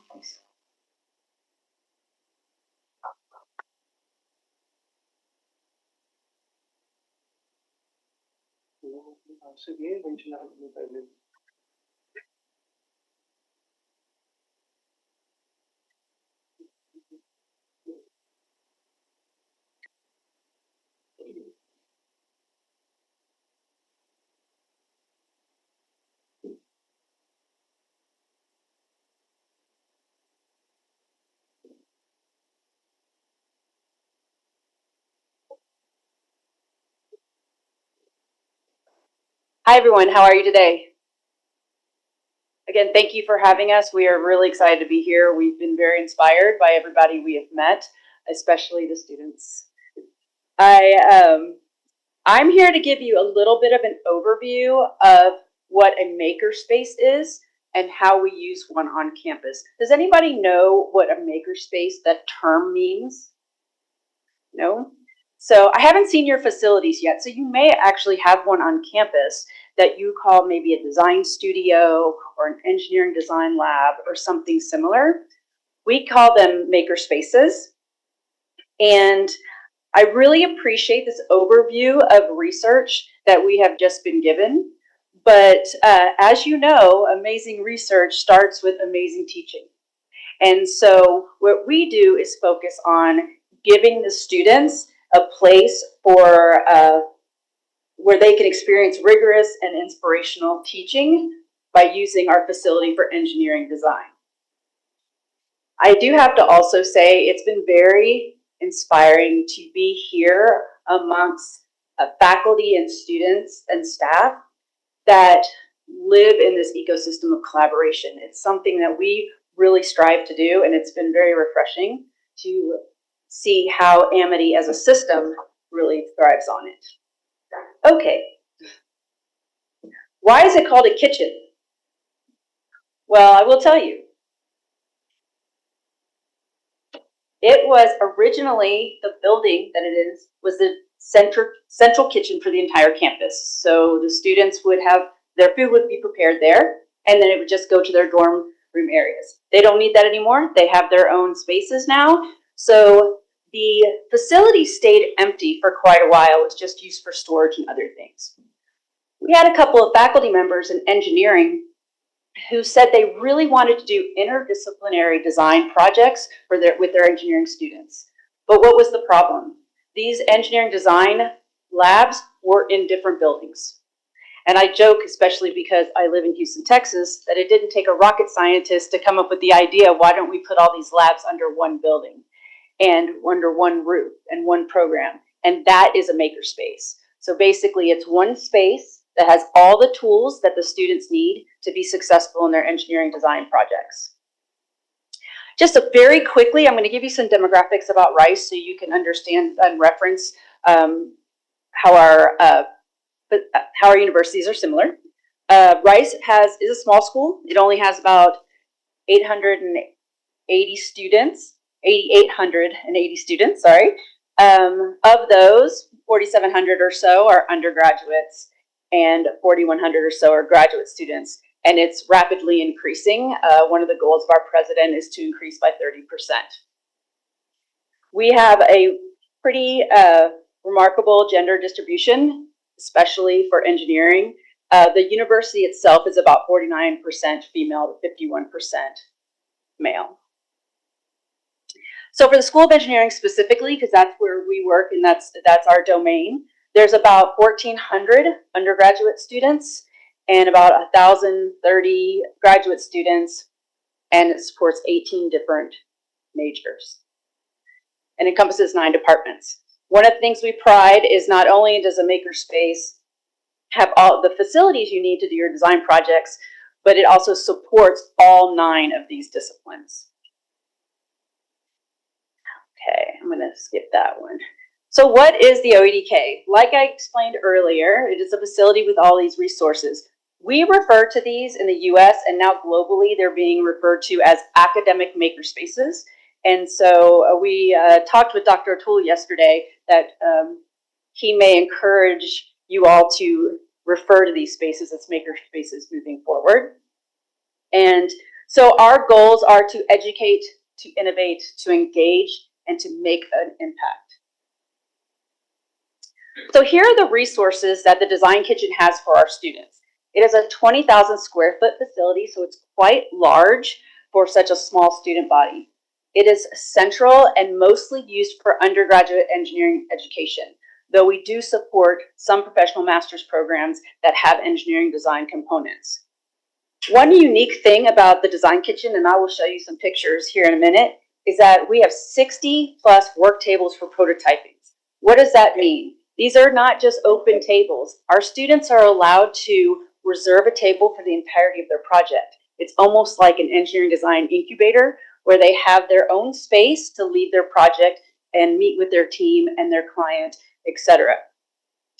One of the things that I like to focus on that we do in the Design Kitchen is real world projects, real world hands-on experiences. And to do that, we have real world clients. So by the students having a space in the Design Kitchen where they can meet with their clients and demo their work and collaborate is really helpful. We have a computer lab, which most schools do. One of the things we strive to do is to put every single engineering software application on these computers that any engineering faculty is teaching so that the students have a place that's welcoming for those that may not swing a hammer to get their design work done. We have 3D printers, as I'm sure you do, laser cutters, a large format poster printer, a full machine shop. We're very fortunate to have our students have access to a full machine shop, wood shop, electronics lab, hand tools, and abundance of supplies and consumables that they need. This is just a quick slide to show you the growth. And one of the things we were talking to Dr. O'Toole about with the growth of Amity as well is that we started with only 12,000 square feet. And within 2 years, we were busting at the seams to expand. And so what we decided to do is continue to expand the facility, but also the programming. And so you can see we're actually talking now on a third expansion just to meet the needs of the students. And here's a little bit about our student users. We have about 900 plus student users a year. What makes a student user? Not everybody in engineering has access to the design kitchen. You have to be doing an approved activity to be able to use the facility. An approved activity is part of your academics, maybe a competition club, maybe an approved independent project. Unfortunately, we don't have the resources to support the whole campus, so this really is a space for our engineering students to thrive. We also support about 22 courses all across engineering. We have our own classroom. We are up to about 1,800 projects we've supported since 2009. So we are on our 18th school year. It's very exciting. Again, we have a great female to male ratio. And actually this number is probably a little higher now of projects that are directly supported by industry. Okay, here's some pictures. I'll go through these quickly because there are a lot of them, and I also want to leave plenty of time for my colleague, Dr. Wettergreen. So this is our main floor. This is the first floor we started with. I will say we also started to only support senior design projects, no underclassmen. And we quickly found out that these underclassmen and prospective students wanted to use the space. So this initial floor of prototyping space was not going to be enough with the oncoming requests. So here's an example of what our prototyping floor looks like. It is never this clean, ever. So enjoy the picture because honestly, I feel like it's a little depressing when it's this clean because that energy and innovation and activity is not there. Just an example of a student team working. Our students usually work in teams in their academics between 4 and 6 person teams. We expanded into the basement to add more prototyping tables. We have a classroom that does not meet our needs, but we do the best we can. One of the things that we thrive on is having spaces that are flexible. So everything in here is on wheels, so we can clear that room in case we want to have a competition for a robotics team or something like that. So there we can use the space in many different ways. Computer lab. We also have conference rooms that the students can reserve so they can have meetings and with their faculty and clients. And this is a maker bar. So one thing that happened about 5 years in to us having this maker space was a huge shift in education. So when we started, most of the students coming in had never 3D printed, they'd never laser cut, they had never used these types of tools. So we were starting from scratch. About 5 years in, these students started coming to us and saying, I've been doing this for 4 years in my high school. I want more access to these machines and this equipment. So as we had the larger, more commercialized versions of 3D printers and laser cutters, etc., as time went on, they got smaller, more desktop models, less expensive. So we decided to create a makerspace within a makerspace, and we call it the Maker Bar to kind of go along with the kitchen analogy. And so this ends up being the most popular space in the lab because of the fact that the students do not have to necessarily be doing their engineering project to use these tools. This is a place where they can make a gift for their mother or just try to do a proof of concept. What we wanted to do is have accessible equipment and training for students so that when they do shift to using the bigger equipment, they've already had a few times to try on a less intimidating piece of equipment. We have laser cutters. This is our machine shop. Like I said, we're very fortunate to have one that's right accessible to inside this facility. It's a wood shop. We have a wet lab, which actually we don't do a lot of wet lab work in the design kitchen. So we sort of shifted to using it for some higher end 3D printers. But when our projects do need a proper wet lab, we'll partner with a research lab and the students will use the research lab. Electronics lab, little internet cafe. And before I start with the curriculum, I also wanted to emphasize a couple of other things. One being, another thing that makes us unique is that our space is open 24/7, 365 days a year. Now, granted, not every space is open that long. We're not going to leave a machine shop open 24/7. But the main prototyping areas and areas where we can control access to equipment based on training, the students have that access. And why did we choose to do that?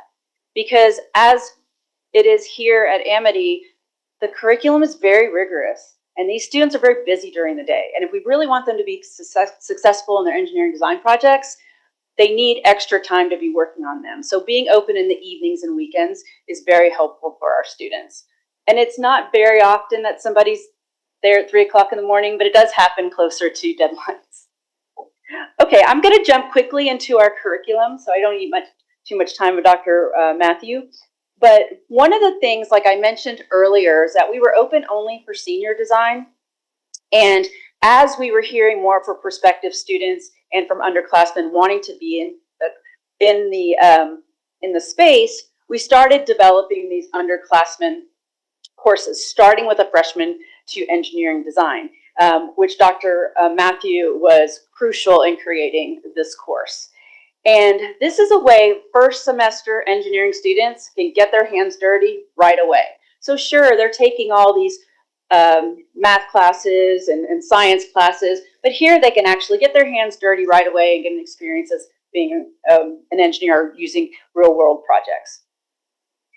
We also, with the help of Dr. Matthew, developed a needs identification and design implementation course. One of the things that is very important for our students is to be able to identify a challenge. And we really did not want to just be giving them challenges out of a book or just something the faculty came up with on top of their head. We wanted the students to be able to recognize challenges in the real world.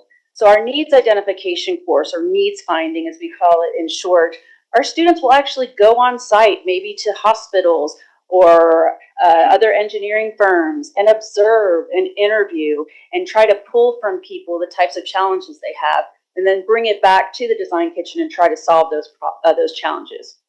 I will say about 95% or so of the design projects, which is about 130 a year that are supported by the design kitchen, have real world clients and are individual projects. And then of course we support our capstone design. One thing we do a little bit different with capstone design, is we call it collaborative capstone, meaning that it took a little while to convince the faculty, but we decided to join bioengineering, mechanical engineering, electrical engineering, and global health technologies into one course. So it's still for faculty, and they still have their key students for their grading, etc., but they're working on the same syllabus, and that way they can develop teams that are interdisciplinary, more like the real world. It's very rare that they're just going to go out in the world and only work with mechanical engineers, right? And so this is a way that they're learning how to work in a team, hone in on the best skill set for the projects, as well as learn a little bit from each other. But the design kitchen is much more than just a lab. Like I just explained earlier, we have this engineering design minor. We have our own faculty. We have our own courses. We run very much like a department as well as a lab. And in addition, we have amazing educational programming that is extracurricular. One part is our design, our engineering lab assistants that are OEDK lab assistants. We call it a leadership program. And why do we call it a leadership program? Because that's what it is. They're running the space. The students are running the space. Yes, I have technicians. Yes, I have admin support. But it really is the students helping other students that has been the most successful thing we've done. And it did take a minute. Learn from us, absolutely. We didn't come right out of the gate and decide to hand over the keys to students. It took trust, it took time, it took training, but now we have a pretty good system. When we first started, we would just train the seniors. We were like, they have the best skills, they have the more history and with education in engineering, and so let's just train seniors. Well, what happens? They graduate. So slowly we started them earlier and earlier. So now as a second semester freshman student, you can get a job, a paid job in the design kitchen to help students with their design work. But it's even more than that. The more semesters they work, the more responsibilities they get. And one thing that we do is they start off as an apprentice, and doing an apprentice, they have to go through all the training curriculum that's required of a lab assistant before they can become a full lab assistant. And then after they become a full lab assistant, they can decide, I want a specialty area. So maybe I want to be the lead of the machine shop, or the lead of the maker bar, or the lead of the electronics lab. In doing so, then they get paid a little bit more, they have a little bit more responsibilities, but the thing that helps me most as a manager is that they develop the training curriculum for the other students. So what better way for students to learn is from each other, and it really has been successful. It took a minute, like I said, to get it going, but now that it's going, the students are expecting to have really great training from these students. And in talking yesterday with the lead of the design lab, she said that she's like, oh no, I don't think we'd be ready to turn it over to students. And I was like, you're ready. You can do this. I know it's a different culture here, but it's an amazing opportunity for these students, and it looks great on a resume. And these are the courses that I was just talking about that our students help develop the curriculum. And here's why. The faculty are not going to have time in their curriculum to fit in a whole entire training course on 3D printing or a whole entire training course on soldering, but it's probably pretty necessary for some of the projects. So these are 2-hour crash courses that anybody on campus can take. They don't necessarily even have to be an engineer, where they can learn how to use some of these skills based on what their project is. Another thing we have is we're not an entrepreneurship center. We have one that we work closely with. We really are a prototype lab, but in the beginning, we didn't have a lot of mechanisms for students who had their own ideas to be able to use the design kitchen to realize those ideas. So we actually kind of stole this idea, or borrowed this idea from Georgia Tech, and started the Maker Grant. So any student on campus does not have to be an engineer, can apply for Maker Grant so that they can use the facility and the resources and the expertise that comes with the facility. And so they pitch their idea, they may get a budget up to $500 that they can see their idea come to fruition. We have an annual engineering design showcase and poster session. It is one of the highlights of all of our engineering activities. And the students, though they may moan and groan about how much work it takes, ultimately, they are very proud to show off their work, and this is a great way for the community and industry partners and donors to come and see what the students have been doing all year. Again, this is just a team that won one year. They did an electric skateboard. Another thing we have that we're actually hoping to possibly partner with Amity is we have a summer internship program called Summer Experience in Engineering Design, where our students, as well as students from some other countries, will come to the design kitchen and work for 7 weeks on real engineering design projects. Often they may be from the previous year, but need more fine tuning before they turn it over to the client.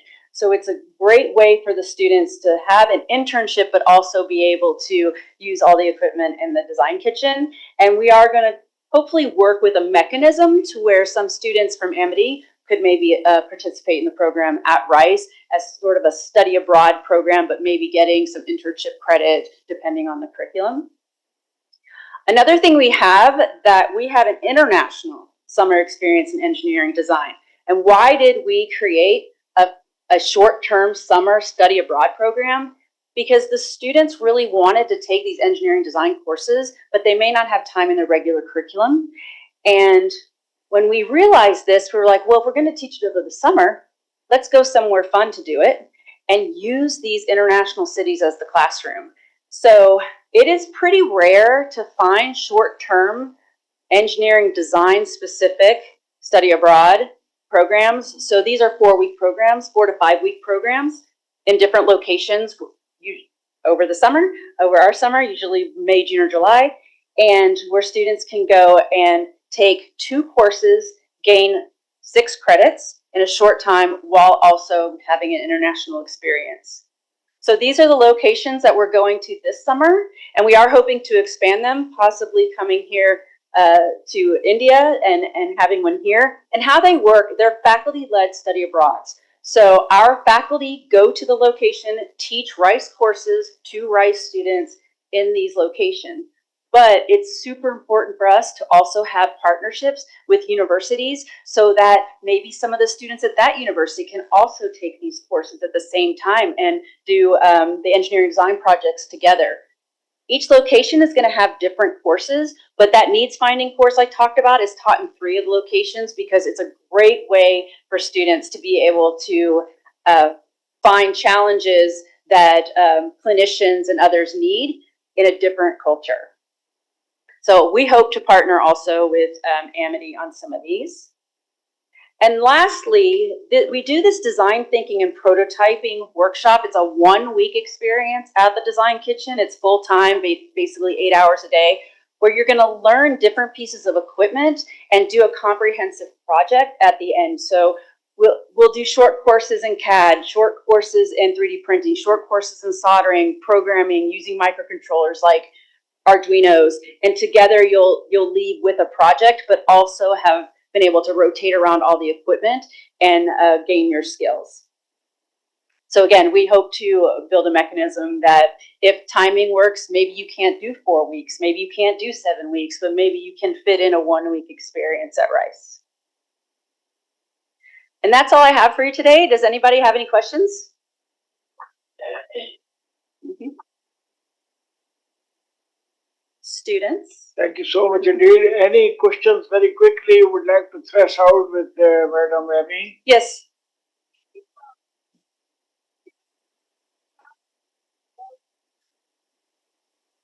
For these programs, they're all going to be a little bit different. And I think that if we partner with Amity, we'd want to hone in on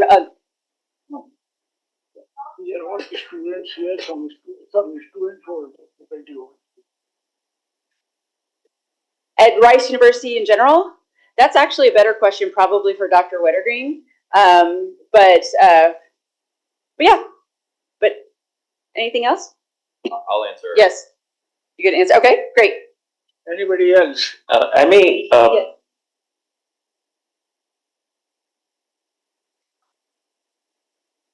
Category. So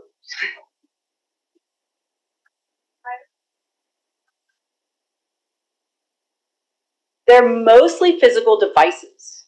So some kind of hardware or device. We end up doing, just by the nature of us being so close to the biggest medical center in the world, a lot of medical devices with doctors, but we have a wide gamut. Dr. Matthew, would you like to add? I think that you could talk to the breadth, and I can talk to the depth in the bioengineering. Okay, perfect. So, anything else? Yeah, I have one question. Yes. So this internship, summer internship, is it only for students or faculties can also apply for that? That is such a good question. So it's technically only for students, but would we welcome some faculty to participate as well if they wanted to sort of learn and maybe emulate it somewhere else? Absolutely. We've also had faculty come and take that 1-week prototyping workshop because some universities don't have makerspaces yet, and they want the faculty want to learn how they work so that they can put them in their own universities. Yes. Ma'am, can we do some online training sessions also instead of everything going offline there? You know, that's a really good question, and I think that we absolutely could develop some partnerships that way. The question came up yesterday about students that might be doing AI work that might work with some kind of device, and could they partner where the students at the Design Kitchen at Rice are building the device, but yet there's some software or some other kind of programming. Like you have shown that National Instrument softwares are there, Yes. so that thing can be done online also, you know, because everything is in software. Yes. Whole instruments.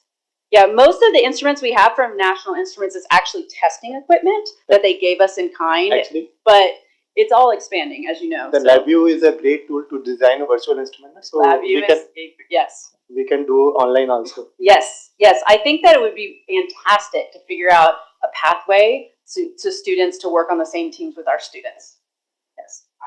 So, like, technically, these are mainly based on engineering, right? Yes. So, like, and you said you have partnership with wet science labs. So, are you planning to expand it to like fields like chemistry or biology, like traditional fields? So that's a really interesting question. Do I give you the political answer or my own feelings about it?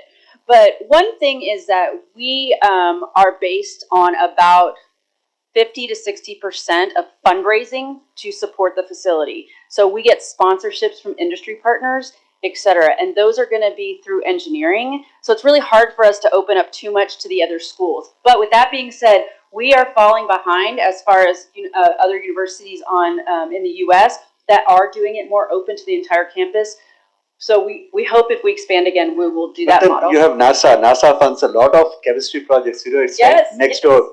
So NASA also funds quite or supports a lot of physical devices for space as well. And so one of the most interesting projects we had when we first started is NASA came to us and said, we don't have an eye wash on the space station. And we're like, what do you mean you don't have an eye wash on the space station? You're NASA. They're like, we've never developed one. So our students developed one. So we do have some great partnerships there. But I envision, and Dr. Wettergreen can talk more of us expanding to more. Another way we work with research labs is often there may be a component that the research lab needs to do their experiments. And so they may pitch that to our students. But what we like to do is tell them that your PhD student cannot come in and do the project. You employ an undergraduate in your lab. They come do the project, and that gives an opportunity for an undergraduate to have a research experience. Well, Thank you. I know there is a time constraint, but Yes. the idea of design lab is so exciting. Yes, Nothing can substitute than using your mind as well as your hands yes, and translating your ideas into real products by design, and then learning as you design, because there would be a lot of learning that would be involved where you would like to go much deeper yes. than what you have learned. And the whole idea of design lab, in my opinion, very, very important. I'm so happy learning by doing. is Yes, perhaps the learning by mantra doing. today. Absolutely. Rather than learning. We need to learn by doing through Yes. design, through fabrication, and then put it in practice, and then learn further how to improve it and make it even better and more productive. Thank you so much indeed for Do you giving have such a design lecture. studio similar to this on campus? Something sort of close to this?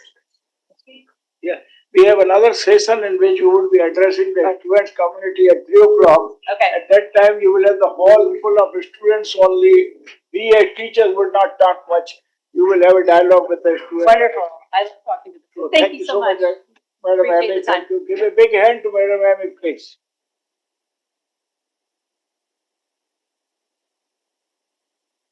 Thank you, ma'am, for your insightful presentation on the facilities and infrastructure support at Rice University. It is now my honor to invite Dr. Matthew Wettergreen, teaching professor in bioengineering and director of the Global Medical Innovation Program at Rice University, to talk about developing student professional and technical skills through a transformative hands-on engineering design curriculum. Sir, please.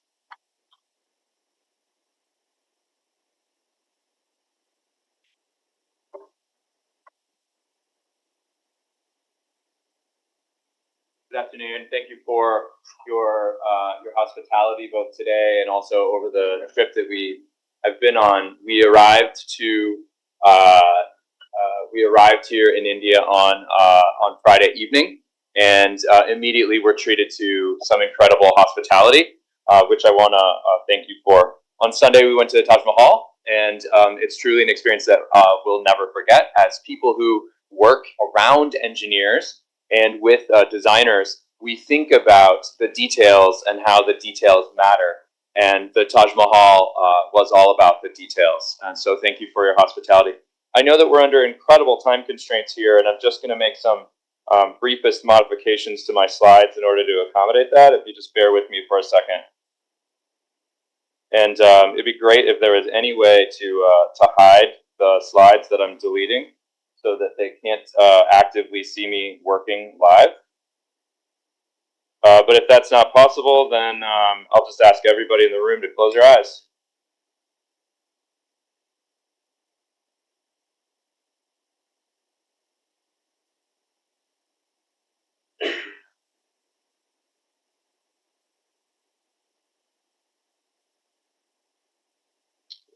Great.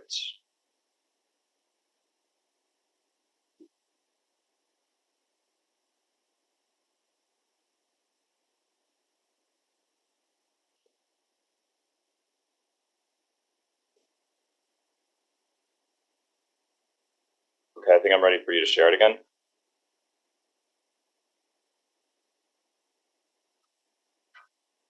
Excellent. So when I was hired as the first full-time faculty at the Oshman Engineering Design Kitchen, which Amy runs, my goal was to, and my job was to launch the engineering design curriculum from scratch.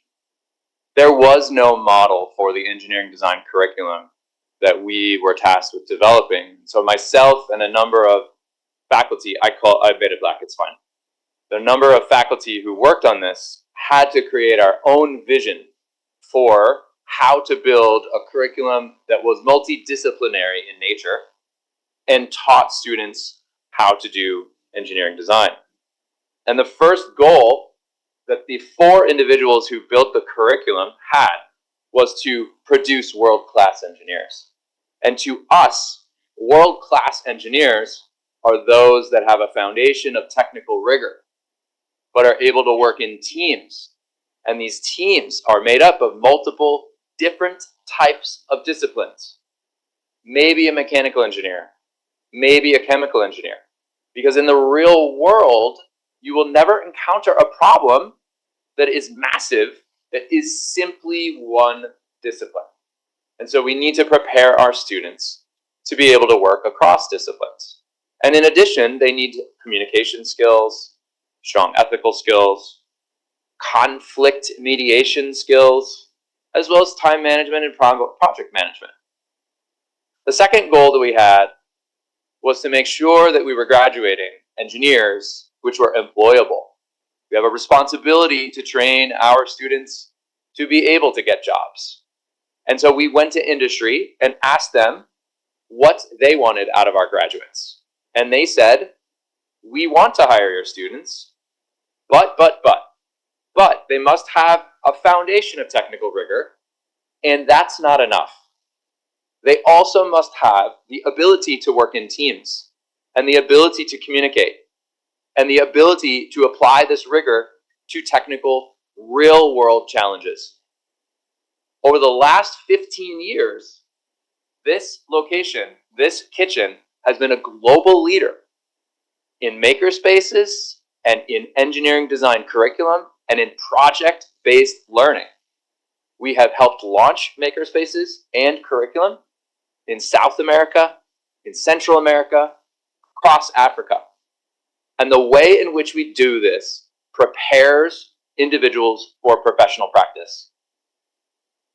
The way in which we teach our classes has appropriate rigor, as well as a depth in the classroom that is active and student-directed. The way I am addressing you at this exact moment is not student-directed. It is speaker-directed. And if we were to give you an exam at the conclusion of my talk on what I talked about, the chances are that you would remember very little. Because I'm not engaging you in your active learning. I'm not engaging your brain. I might be changing the inflection of my voice, but I'm not making sure that you are remembering the material. Many research studies have told us what people remember in the long term. This is not debatable. We know that, in this case, students remember process knowledge. We know that individuals remember troubleshooting challenges or puzzles. We would know that children can be taught complex information using mnemonic devices. And then in the United States, here are some of the mnemonic devices that our students use. Now, if I had more time in my presentation, and if you come to the student presentation this afternoon, you'll see how I ask the students to remember some of these concepts using these mnemonic devices. The mnemonic devices are PEMDAS, which I know is not the same here in India, but that's how we talk about parentheses, exponents, multiplication, division. SOHCAHTOA has to do with sine, cosine, tangent. The sentence, Mary's violet eyes make John stay up nights, is how we remember the planets. And we also have Roy G. Biv, which we understand from yesterday. Dr. Selvamurthy said that you do it backwards, which is great. And then this is one that you couldn't possibly know because you had to have lived in the Midwest of the United States. It's the Great Lakes. These simple mnemonic devices allow you to chunk complicated information. But another way that you can remember things in the long term is to have high points of struggle that are ultimately rewarding. And at the OEDK, our facility, nothing could be more rewarding than meeting with a patient who comes to you, a first-year student, and says, I have brittle bones disease and am confined to this wheelchair. I am a teenager and I want to live life independently like my family and friends. I do not want to ask my parents to have to turn off the light in my bedroom when I want to go to bed. I do not want to ask someone to grab a packet of crisps off the counter when I am hungry. I deserve to be able to do these things independently, just like you. And our students worked for 4 years to develop this robotic reaching arm that lives over the shoulder of our client's wheelchair, who he controls with a PlayStation controller. And I guarantee that experiences like these will be memorable for these students for the rest of their lives, in the same way that the Taj Mahal will be for me, as I admired its beauty and attention to detail. Students who come into our facility receive these experiences every year that they are in the university. And we do so with the engineering design process, this engineering design process, which teaches 7 steps of how to solve any problem, whether you are a chemical engineer, a mechanical engineer, or a bioengineer. And in fact, the class that our students take, they're all mashed together at the same time. The bioengineers, the mechanical engineers, the chemical engineers are all working on problems together. Because it doesn't matter when you're a second year whether you're doing chemical engineering work, but it does matter if you are executing a process of problem solving. The way in which we teach the engineering design process was based upon my own academic background, as well as many trips globally, meeting with new friends like yourselves. And when I travel internationally, I go to markets to see how individuals and communities and cultures think about the materials that they have and how they build. And when I went to the largest open air market in Ethiopia, I was trying to find materials in order to teach faculty how to build. And instead of finding the materials I was looking for, I instead found eucalyptus trunks and the tubs that hold palm oil. Tasked with teaching faculty and students how to build, I was concerned that I would not be able to accomplish my task until I saw this road divider all over Ethiopia and realized where it came from. It was the cut up palm oil tubs wired together with metal. And that epiphany about how raw materials can be found anywhere and can be used to solve problems shouldn't be a surprise to you all, because as I've learned, if you can solve a problem in India, it will work anywhere in the world. But if you can solve a problem in rural India, it'll work anywhere in the universe. And that was the lesson that I learned by myself. In the OEDK, we teach prototyping like the rest of the world, which is not with a low budget, but with no budget, with simple analogical materials that you can collect anywhere. when students prototype, they might start with a drawing of their idea as well as a low fidelity prototype shown in the top middle, where the materials are wrong and the size is wrong, but it clearly communicates what they're trying to accomplish, and they iterate, they evolve to a final beautiful prototype that works exactly as intended. We teach prototyping as a process on the continuum from I've had an idea to I can sell this or buy this on the shelf. And we teach prototyping as a set of complicated methods that break it down into low fidelity, what I understand you call a mock-up, medium and high fidelity prototypes. Shown here is a representation from a student design project. The same project, the same team shown as a low fidelity prototype, as a medium fidelity prototype, and as a high fidelity prototype. Notice that the materials become more rigid and hold their shape more, and the project approaches functionality. You can build these prototypes with different materials, and we have all these materials in the OEDK, but I do not know where my students will be working or living after they leave our design facility. And that realization necessitates an acknowledgement of a responsibility to teach my students to build anywhere they will be, not just in the design facility that they are able to work for 4 years. Furthermore, the challenge of teaching how to make a functional device takes years and training, and we don't have that long to teach our students.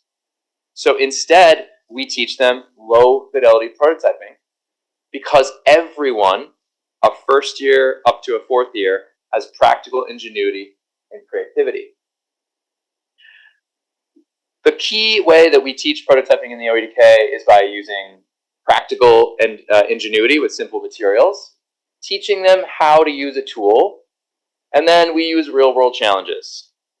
While I was in Ethiopia, I had the ability to ride in this Bajaj. I know that here they're called autos. Maybe they're called tuk-tuks, is that correct? Okay. So for those of you who do not know what this is, or for people who I typically explain this to, I call it a three-wheeled motorbike powered by a car battery. No seatbelts, extremely unsafe. And I rode in this one. This one actually has been in an accident. You can tell from here. And this was the only time I had ever ridden in a Bajaj until 2 days ago, when we rode in one out of necessity. This is Dr. Datta from Amity in Noida. And this predicated when I was in Ethiopia developing a design challenge called the Bajaj Challenge, which I've done on 4 continents now. And I give it to students, and if I come back here, I'd like to do it with your students. We challenge them to build a safer Bajaj, and we give them the materials to do so. And when they build that Bajaj, we have to test it. How we test it? How do you test the Bajaj? But by crashing it. So we crash it using a zip line. And if the ping pong balls that we use as a driver and a passenger stay in the vehicle, we call it safe. And if they fall out, we call it crash. Fastest Bajaj wins. We don't just teach them how to build with simple materials. They need to go on to engineering jobs that will actually produce functional objects. So we have a class where students get to use a sewing machine, woodworking tool, a laser cutter, a plasma cutter, a 3D printer, a CNC machine. They get to make a moving machine that is hand powered. They get to mold and cast a chess set that they design. By doing these, they are able to do amazing projects that are real world and client based. And this is the power of the curriculum and the method of teaching that we use at the Oshman Engineering Design Kitchen. Thank you for your time today.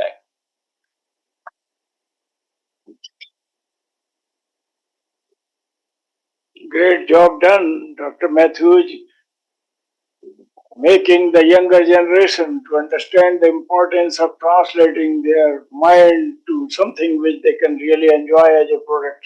Really great. Any quick interaction with Dr.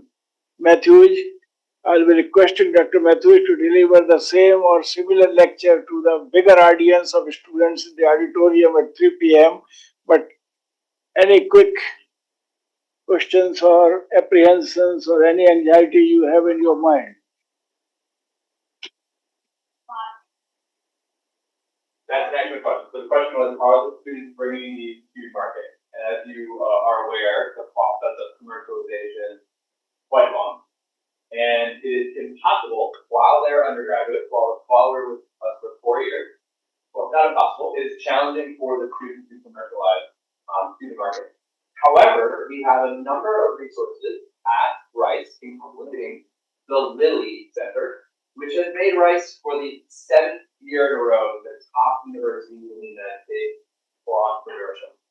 And at the Lilly Center, the students can, in parallel programming, work on their engineering design project to go and seek commercialization.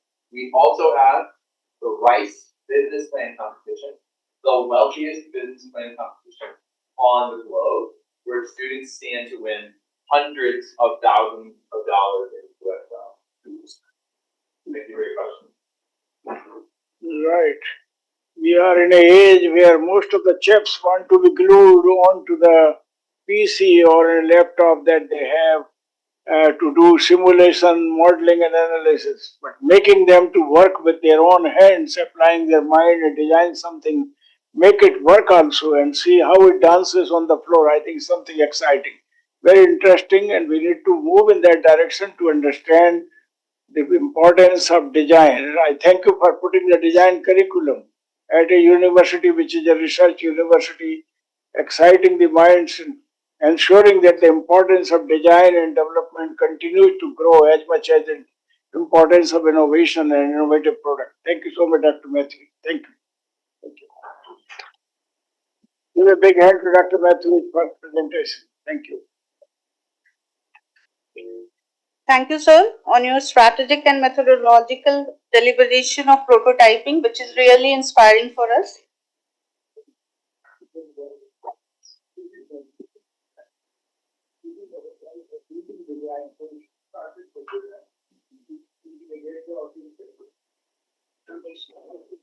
As we come to the close of this enriching interaction with Rice University delegates, it is my privilege to propose the vote of thanks.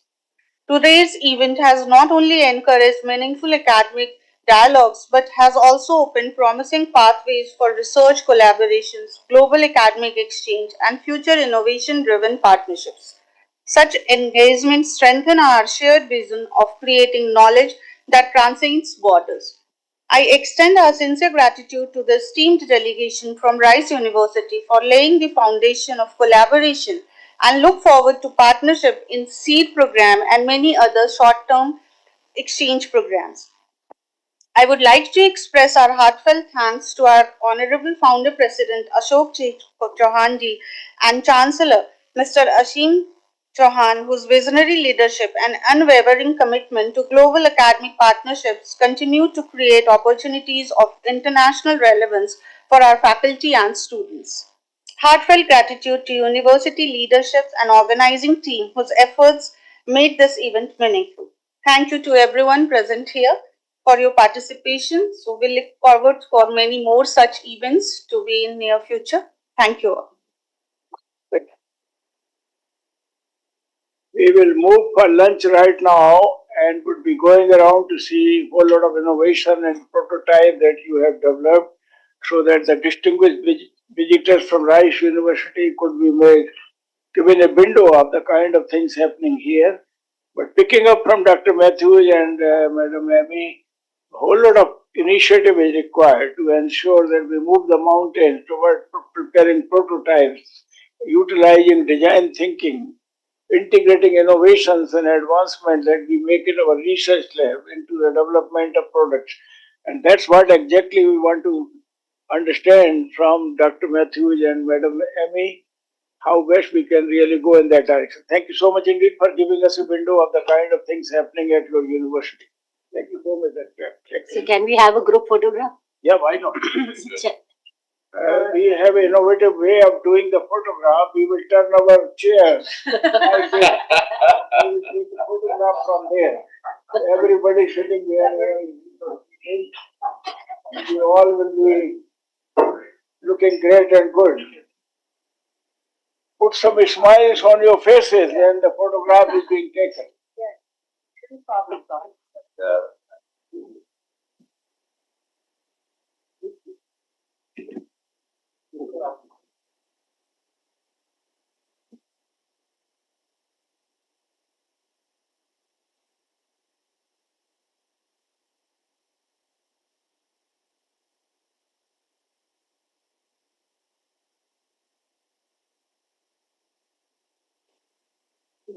Come on, come on. Take one from here. Come on,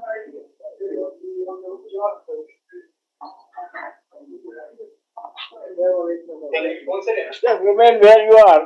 Don't leave till the Vice Chancellor has left the hall.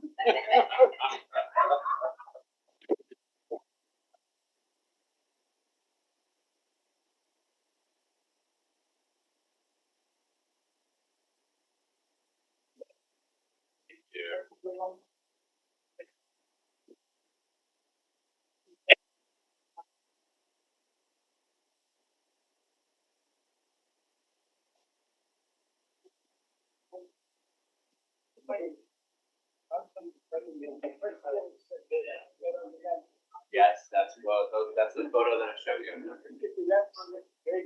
That's correct. Yes. The same thing. That's the same thing we do. I'm so glad that you understand the model. That model that we like.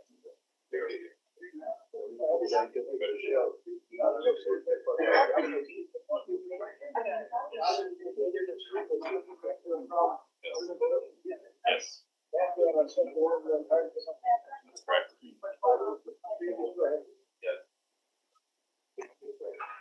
That's correct. Yes.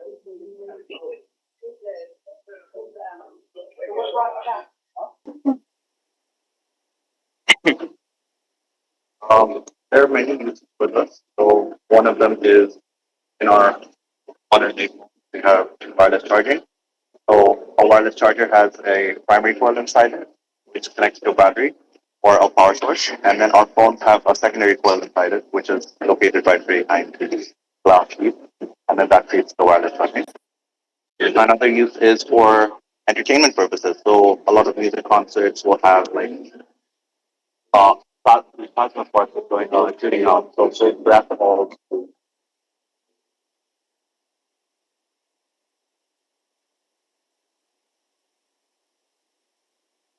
This is my second degree, but I'm doing my first year in practice. And you guys are here next week, and you'll see an upgraded version of the stuff as well, which I made. The musical stuff as well. So connect to Bluetooth with my phone. I can play music, and you can see the plasma sparks actually shoot out of the. That we are trying to say. That we are going to put up a model in the VHS. Hopefully, I can find it. Corporate politics. I am assistant of the forensic sciences department, the director of the department. My model is for the domain of the forensics for estimating the range of fire after the crime has been stated. At the time, this type of pattern of gunshot, what is the remnant of the fire, ballistic, but it is that. So this is the scattering pattern, and by using the picture of the scattering pattern, we can develop or we can assess that with which distance it has been fired and which type of crime it is. Whether it is a homicidal or suicidal act. So this is the microwave technology that we are using. We have developed the antenna for it. So on the base, on the micro, it works on the microwave spectra of in the electromagnetic. And we take the photo of with this antenna, we take the photo that we in the database of such pictures. And that's why it's helpful further for the for investigation reports and all of the projects that are patented also. Right? So we have a direct program and a build program, PSU. And yeah, in the forensic side.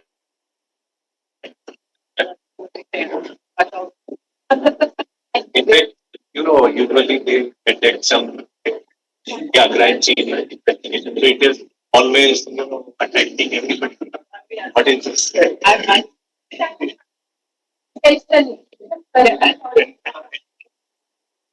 I would like.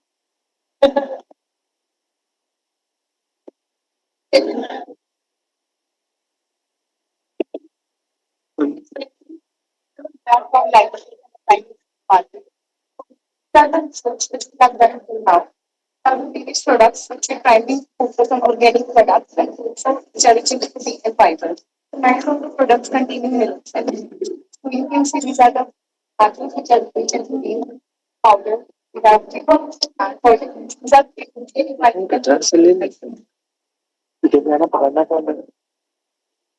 chart that came from our business.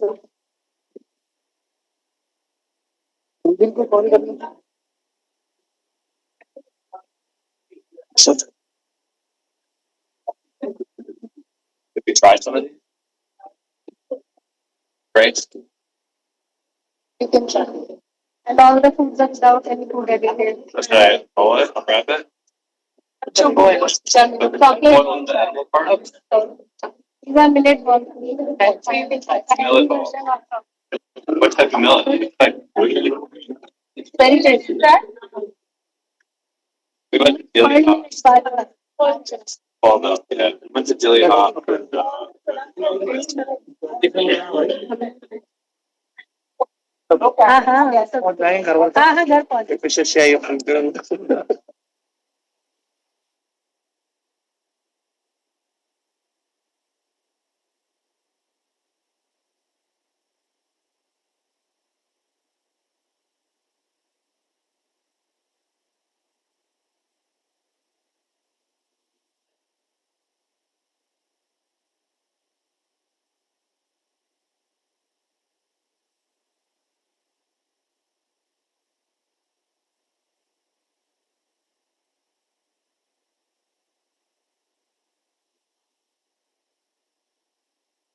Yeah. What?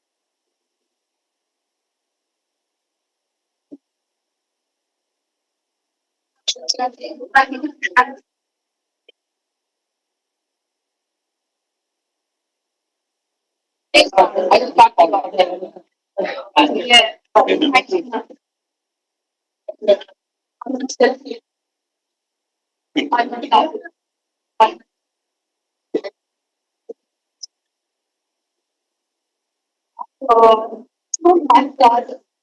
Actually, it can also be extended to the spice of it. The spice of it.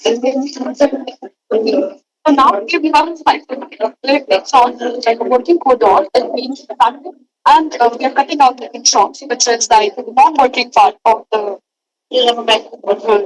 Then here, if there is like like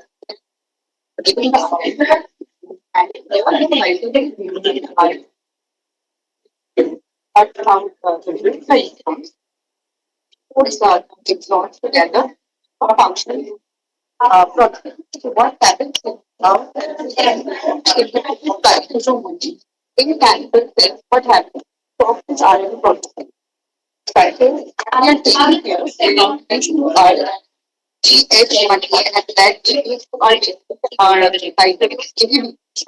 what we are seeing in this picture is that when we run this RT-PCR, to provide a cancer cell, what is happening? Basically, the intron is fixed. What happens when we are retaining the introns in the gene sequence? There is no protein encoding happening, and we are not getting any functional proteins from it. Hence, the survival of this cancer cells becomes very low. So, in also when we increase the concentrations here, the cell viability also gets decreased, resulting in the survival, less survival of the cancer. And the tumor microenvironment interactions. Basically, stromal cells support the cancer cells, and these are the signaling molecules that we identify. And our target is to identify the signaling molecules and understand their role and how they support in cancer, and we can create the therapy by inhibiting this. Thank you. That we left, we won't be able to. Within 1 minute. So also we can speak. Yes. Chawla, I think we can skip this now because otherwise they won't be able to see the labs. पहले कहाँ चलेंगे हम?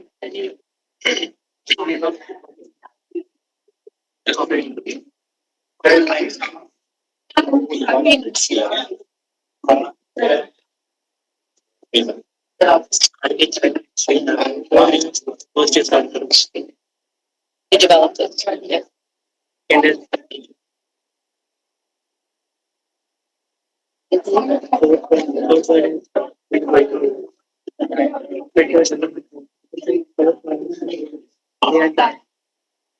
So they amazing, and I like the size of those.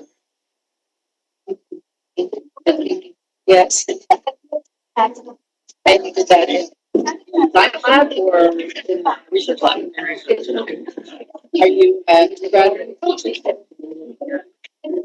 Oh, he just started. Sorry. No disrespect. I am so tired. Yes. Yes. Well, I know they're pushing us, but I know Dr. Green would love to see this, so we'll have to follow that. Yes. Follow up on the projects. Great talk. If you left, you can just. Ah.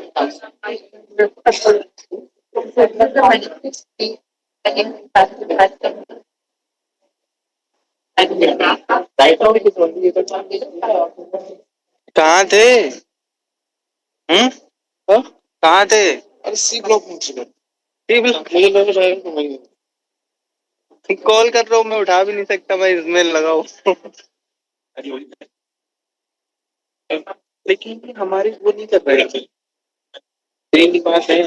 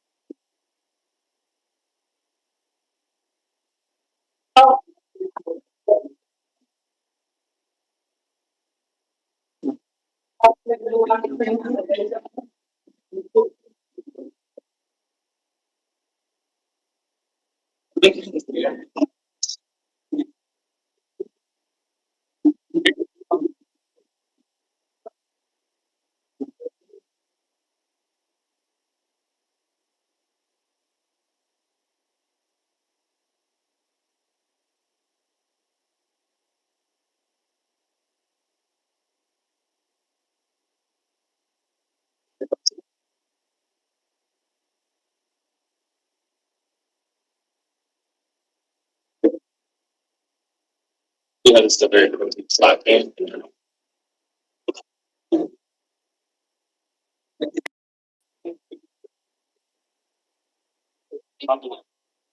सारे जितने models हैं ना सबकी खूब अच्छी से अच्छी photo वो तो फोटो What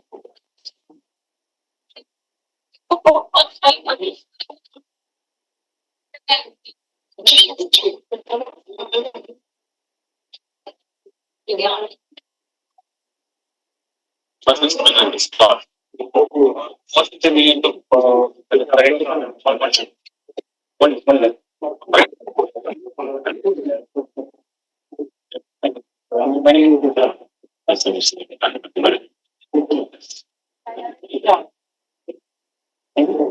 अरे शुभम फोटो कहाँ इनका ले लो ना शेक हैंड करते हुए क्या इधर है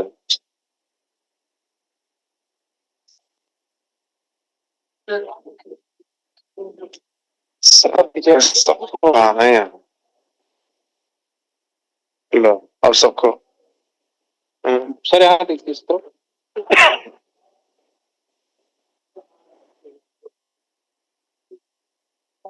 Maybe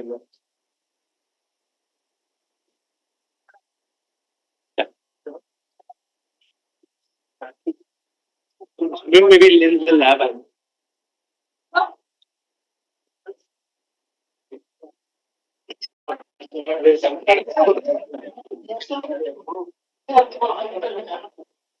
फोटो लेने के लिए बोल रहे हैं सब बाद में ले लो ना पहले ये कर लो छोड़ दो ये जा रहे हैं ना राउंड में these four blocks, like the B block, get the B block, the C block, and one A block. Yes. All blocks are connected on the second floor. Yeah, to the connectors. Like this is the connector. So that B block is connected to B block. That's similar to the other side A and B, and E and C are connected. To the second floor of these buildings, from one block to another block, and like that. Right.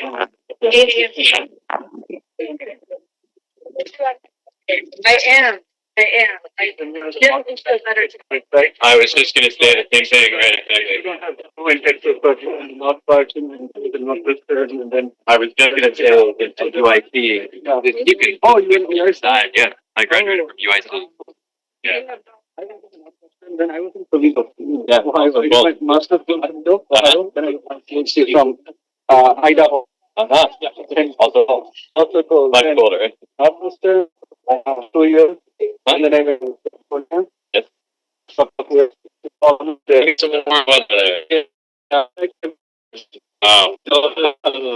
Sorry. So there you go, they have this concept. So here when you have the rains, it is very useful. Oh, I so you have to walk out in the. Oh, you had a lot of lake effect snow. Yeah. Right, Western. Toledo, inland, a lot. I don't remember how close it is there. Toledo is like 40 minutes from E block and D block. That's the kind of interesting. Yeah, and on the connector. Yeah. Let them use some of the space in the connectors. Better ideas. So I went to Houston once. This is the blog which was created in 2010. Okay. In the time of foundation of this university. This was the first blog. And then B block and C block and D block subsequently went into so this board from the founder president, what is mission of your life? And I see since last 15 years, this year and this and what's going to excite our students when they are coming first year. So, and the chancellor and founder are there.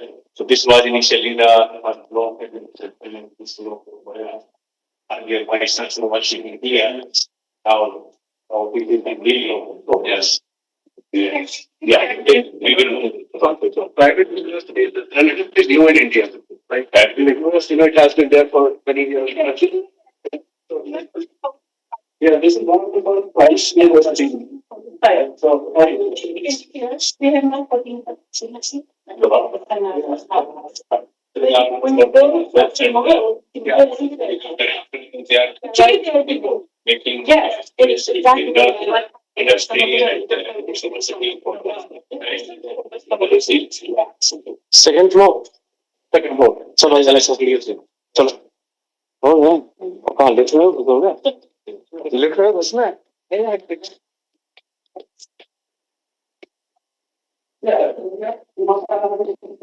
हाँ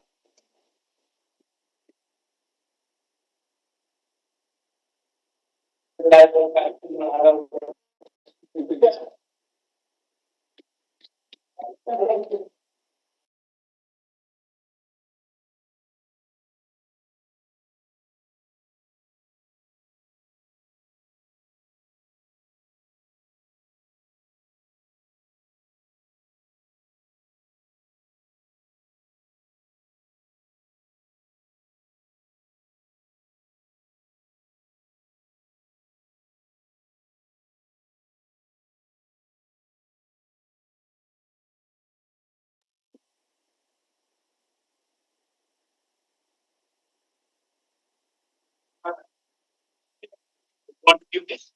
Yeah. इसको देना है नहीं ये इसको देना presenter को तब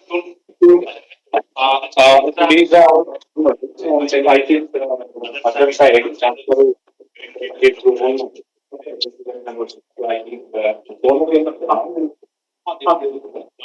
One month.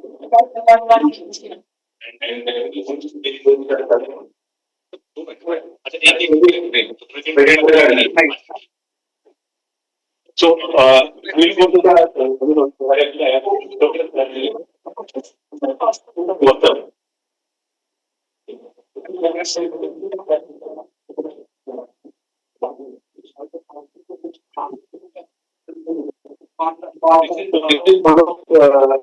facility which Raj and during the presentation they were talking about. We will go first of Siva. Yeah. Definitely. we have created this facility. This is CR instrumentation. It was presented in the presentation. It was presented in the So there are funds which we received from the government bodies, right? so Raj he was referred to the science and technical education and some funds was given by the MIT.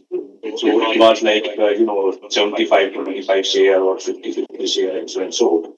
So we created these research facilities here in the. These are particularly for life And like engineering and applied sciences. So some of the instruments are here and some of the maps are on that side. So we will book here. So is here. So yeah. It looks like this is the shared equipment. We will book on that common equipment. Everybody can use it. Yeah. So there are different charges. User charges. It's a very familiar model. Yeah. So it's just for the sustainability. Absolutely. That's the mandate. That's fine.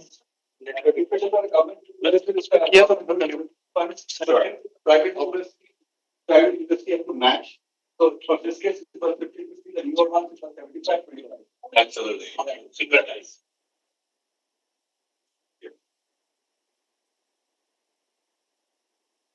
When you see the SIP labs. Yes. Here we have those equipment which are most widely making users Understood. and for all sizes. Okay. Expensive ones, of course. So they are housed here, like you said, 24/7, they're open and they will stop. Backup. For us, Yes. because the materials and expenses don't allow. So these are the instruments that Teachers responsible for those maintenance. Oh, great. I see this. Yes. Yeah, so they're faculty in charge.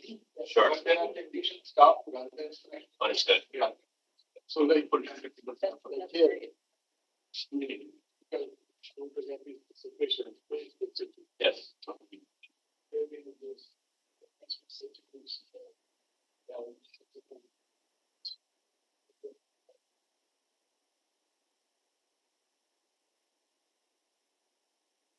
So I have a question. How does a professor express a need for a new, very expensive piece of equipment that would extend their research?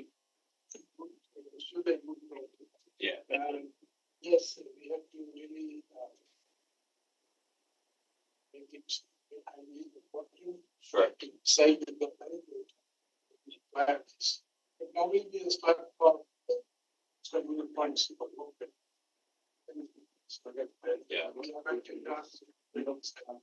The statement writes for a faculty member, you want unfocal microscope, you're gonna write, take a grant. But now that the students of that, Sure. good and very competitive. 10%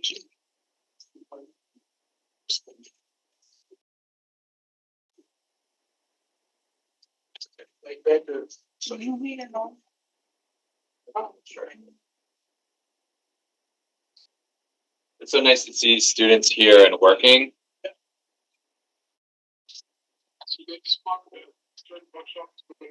Oh, great. Yesterday we saw a biofuels workshop that was going on with undergraduates and postgrads.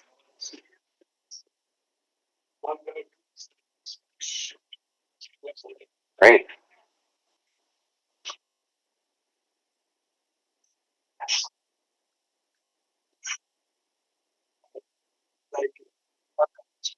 Yeah, spec, yeah. So UV spec, UV visible spec. Yeah, fluorescent, yeah.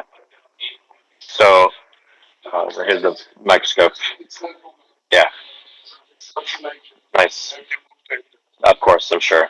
Yeah, right. Yeah, of course, yes. Yeah. We are familiar with these photos. Yeah, yeah. We like to take them as well. Yeah. I love a good live.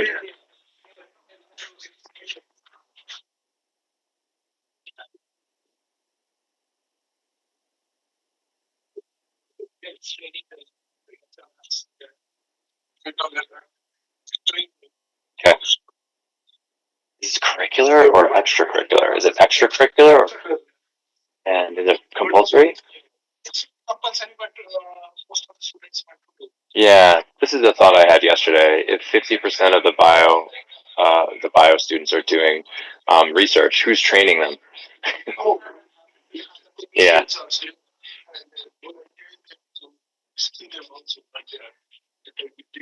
Yeah.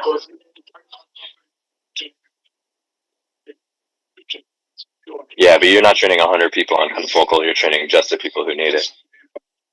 But who's training cell culture? Everybody's got to learn cell culture. Are there classes? Yes. Of course. Yeah. Mm-hmm.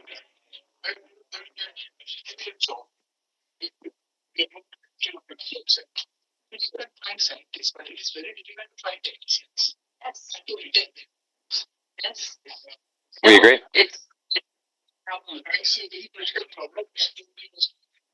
Yeah.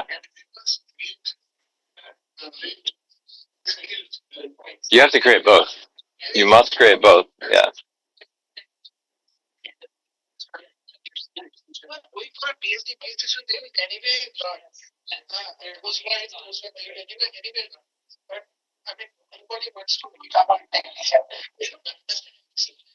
Well, you need you need off ramps. So train somebody to technician, they get a job. The same person who's training to be a technician keeps going, and they emerge as a scientist.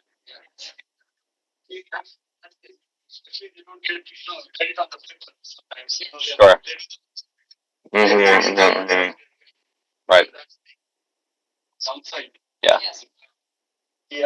Right. Sure. You have a cell count. You have a culture counter. Yeah. So to create that facility is a private setup. Mm-hmm. This is achievement thanks to university management. Of course, provides these the government universities. Right. Right.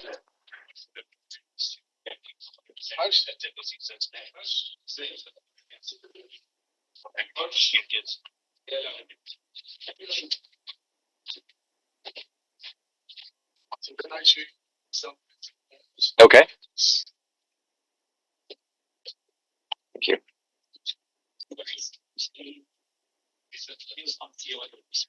Yeah. We should, yeah. Yeah. Okay. Uh-huh. Uh-huh. Right.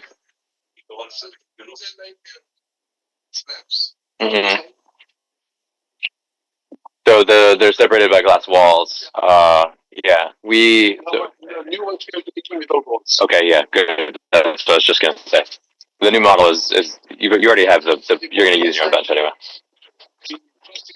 Yeah. Yes. So It's very common. Yeah. Right. Very common. has to be globally took place. Thank you. Yeah. Uh-huh. Like the BRC. Yeah, and like kitchen, yeah. Great. Are these laboratories open 24 hours? PhDs, you know. Yeah. Okay, okay. Yes. Yeah. Agreed. Yeah. Bioengineering, 3D printing, sure, 3D printing and gene therapy. Yes. I'm also working in some part in bioengineering and life institution. So we are Okay. Okay. Yeah, excellent. Okay.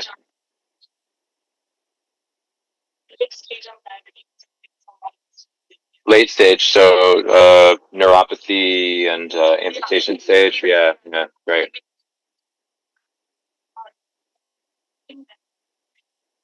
So we do a lot of diabetes work. In particular, there's an area in Texas where we live that has a very high incidence of diabetes, and these individuals also choose to not access the healthcare options, and so their diabetes is often progresses, and it results in many digital amputations.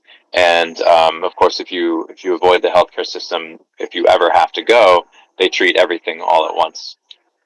Yeah, so that's very interesting to hear somebody else working on some diabetes treatment. Thank you for sharing. Yes, sure. Do you know what percentage, the average? Uh-huh. Yeah. Yeah. Yeah. Recently, paper has come just last week.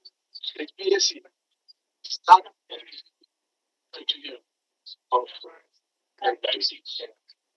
So we have Thank you.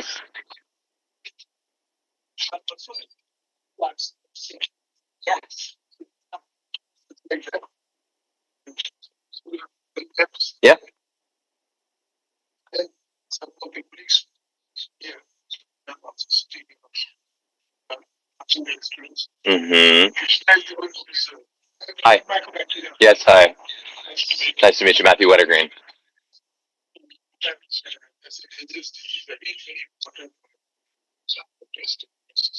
They plan to get it off to proceed by 2030. Yeah. It also Yes. Yeah. exactly time. So in that also exactly so they are planning to solve problems who can psychiatry and delivery. So last 10 years.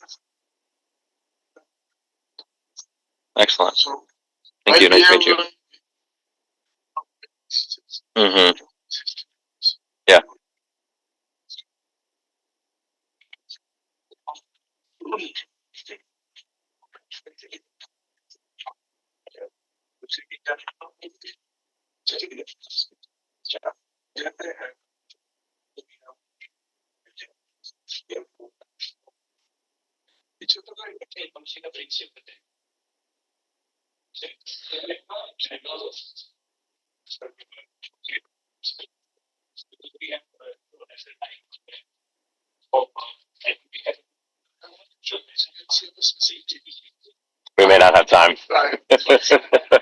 Thank you. It's very nice to see all these things.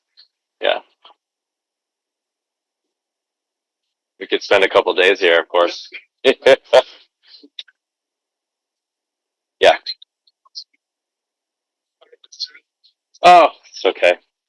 It's a nice drive. We get to look at the countryside. That's good.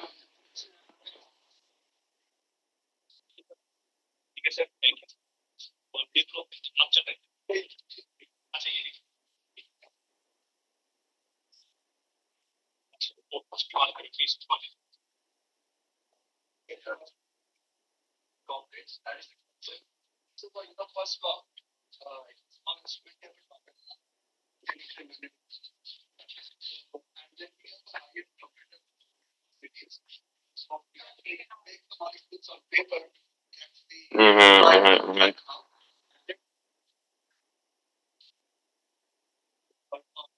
Yeah. Yep. Yes. Hmm.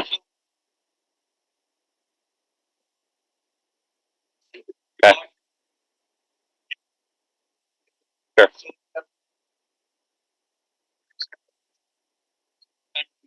Okay.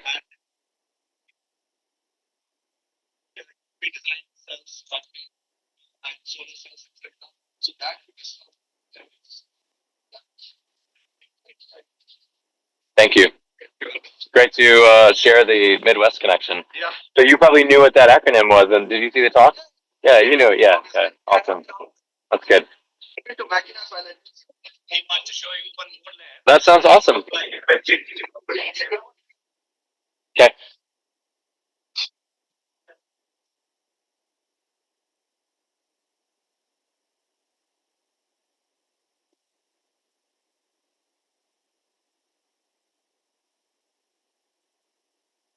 Hmm.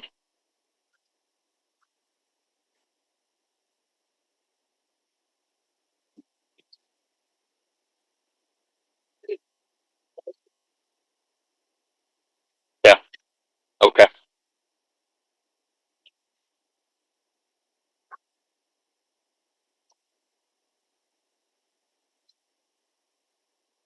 Oh, good.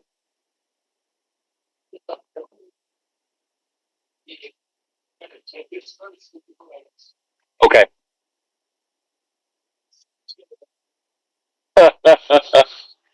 Great. Yeah. Sure. Yes.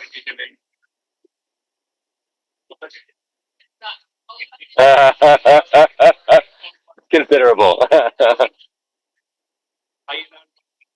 That's it's it's fair use. We have a similar model in the United States, right? You know, with the SEM, the ATM. Yeah.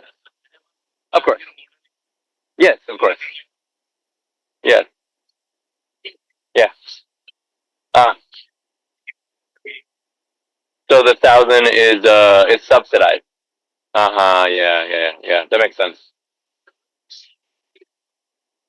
Yes. Yeah.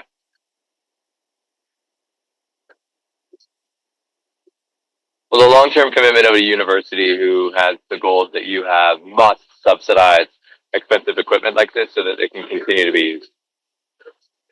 Yes. Hmm.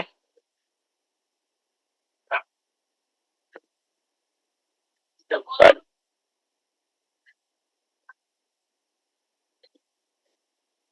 Yeah.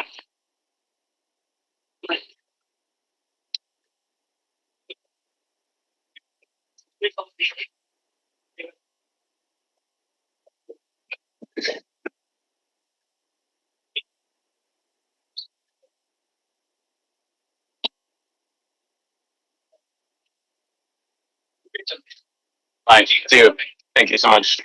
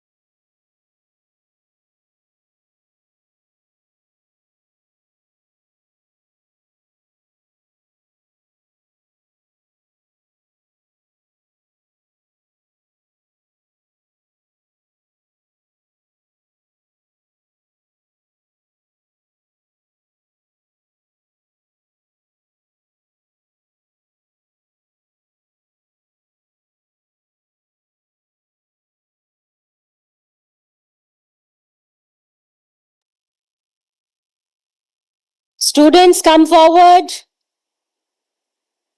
That's nice. So nice of you all. Proud of Amitians.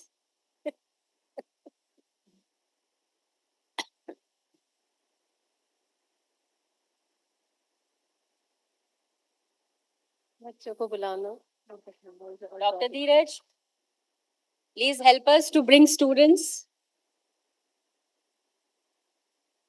Students who are there, tell them to come on the second or fourth row. Our guest is about to come, dear students. Kindly adjust yourself. Occupy front seats.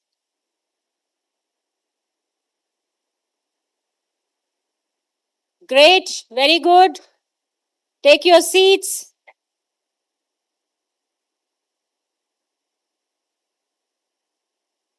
Dr. Dheeraj, second row, please. Hurry up, students, don't shy. Please enter. Sharwar hai, second or third.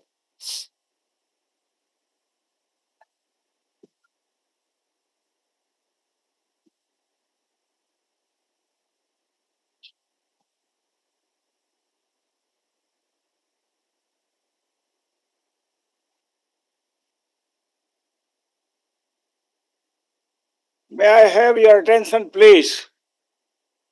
The time at our disposal is very short.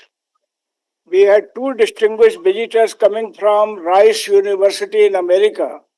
Both of them are seriously engaged in translating the ideas into products, innovations, and taking them to market.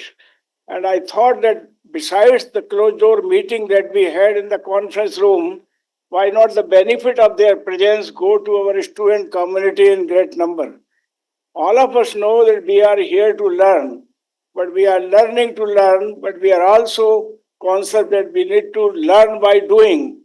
Much of the project work that we do that create tremendous amount of learning. We need to learn how to work together in an interdisciplinary team, and we need to also learn how to really transform our ideas into innovative products and then taking them all the way to the market so that you are in a position to benefit the society at home and the world community by your innovative talent.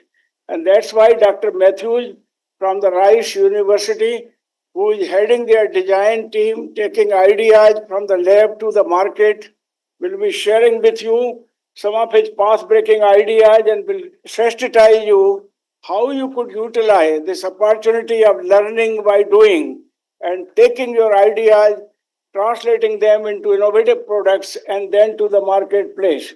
And that's why I have requested Dr. Matthews to be spending his time in your company for not more than half an hour because they have to leave and go to the city of Delhi. So just bear with us for half an hour, enjoy the talk and presentation, ask some searching questions if you have in your mind how the world of ideas can become the world of learning and of course the world of innovation and innovative products. And that's what exactly this short session of half an hour is. I want you to maintain peace, listen to the learned speaker, capture some of the thoughts that they have, learn from them how they are doing it in a university which is among the top 20 universities of America and is one of the top ranked, in fact, research university where research and innovation are in fact at the forefront of learning by undergraduate as well as postgraduate students.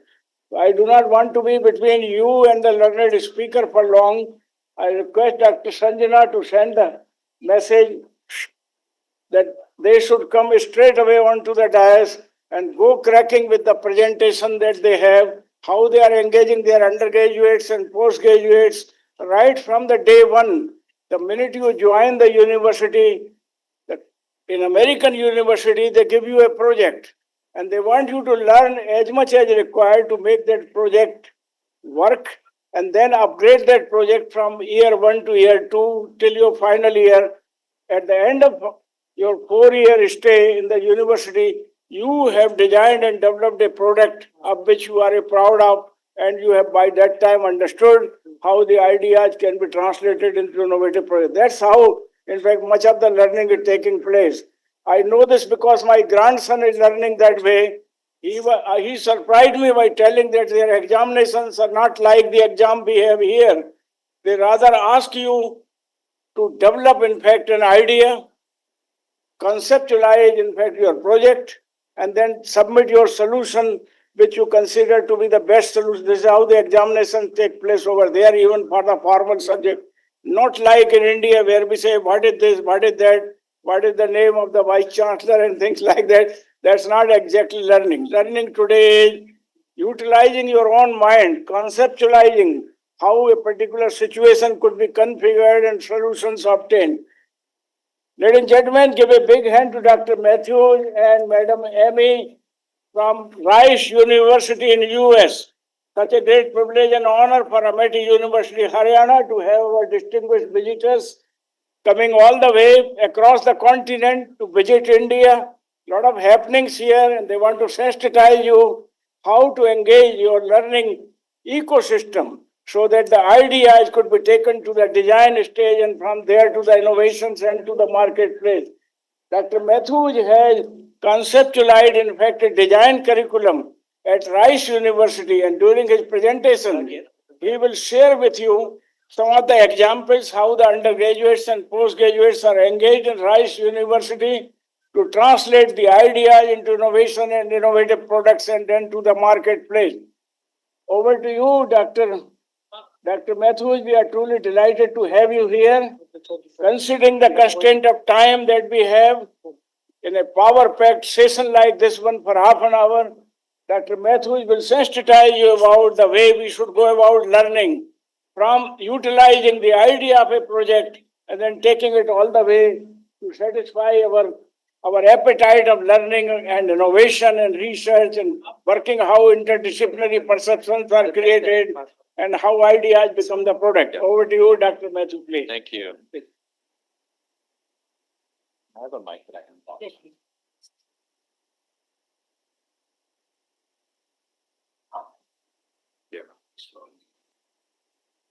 Should I introduce you? Yes, please. Thank you very much. It was nice to hear about your work earlier today. Thank you. I appreciate it. Sir, I would like to introduce you to my colleagues. Yes, great. So we have Dr. Matthew Watergreen, Director, Global Medical Innovation Program, Rice University. Dr. Matthew has done PhD. He's an associate teaching professor of bioengineering at Rice University and a leader in engineering design education. He serves as a director of Global Medical Innovation, GMI, master's program, focusing on hands-on healthcare technology innovation. He was the first full-time faculty member at Oshman Engineering Design Kitchen, where he helped to develop its core design curriculum. Dr. Wettergreen is also the co-author of Introduction to Engineering Design and has contributed to market space development worldwide. His work emphasizes experiential learning, prototyping, and interdisciplinary collaboration. So may I now request you, sir, to kindly address the gathering. Sir, please.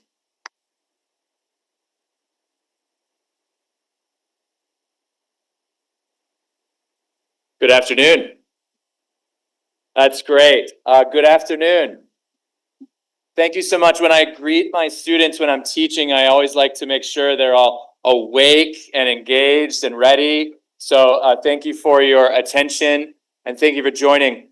I've really enjoyed the hospitality that we've experienced here at Amity, and we've walked around and looked at many of your laboratories. And I'm excited today to share our story of our school in Houston, Texas, in the southern part of the United States. The school that I represent is called Rice University.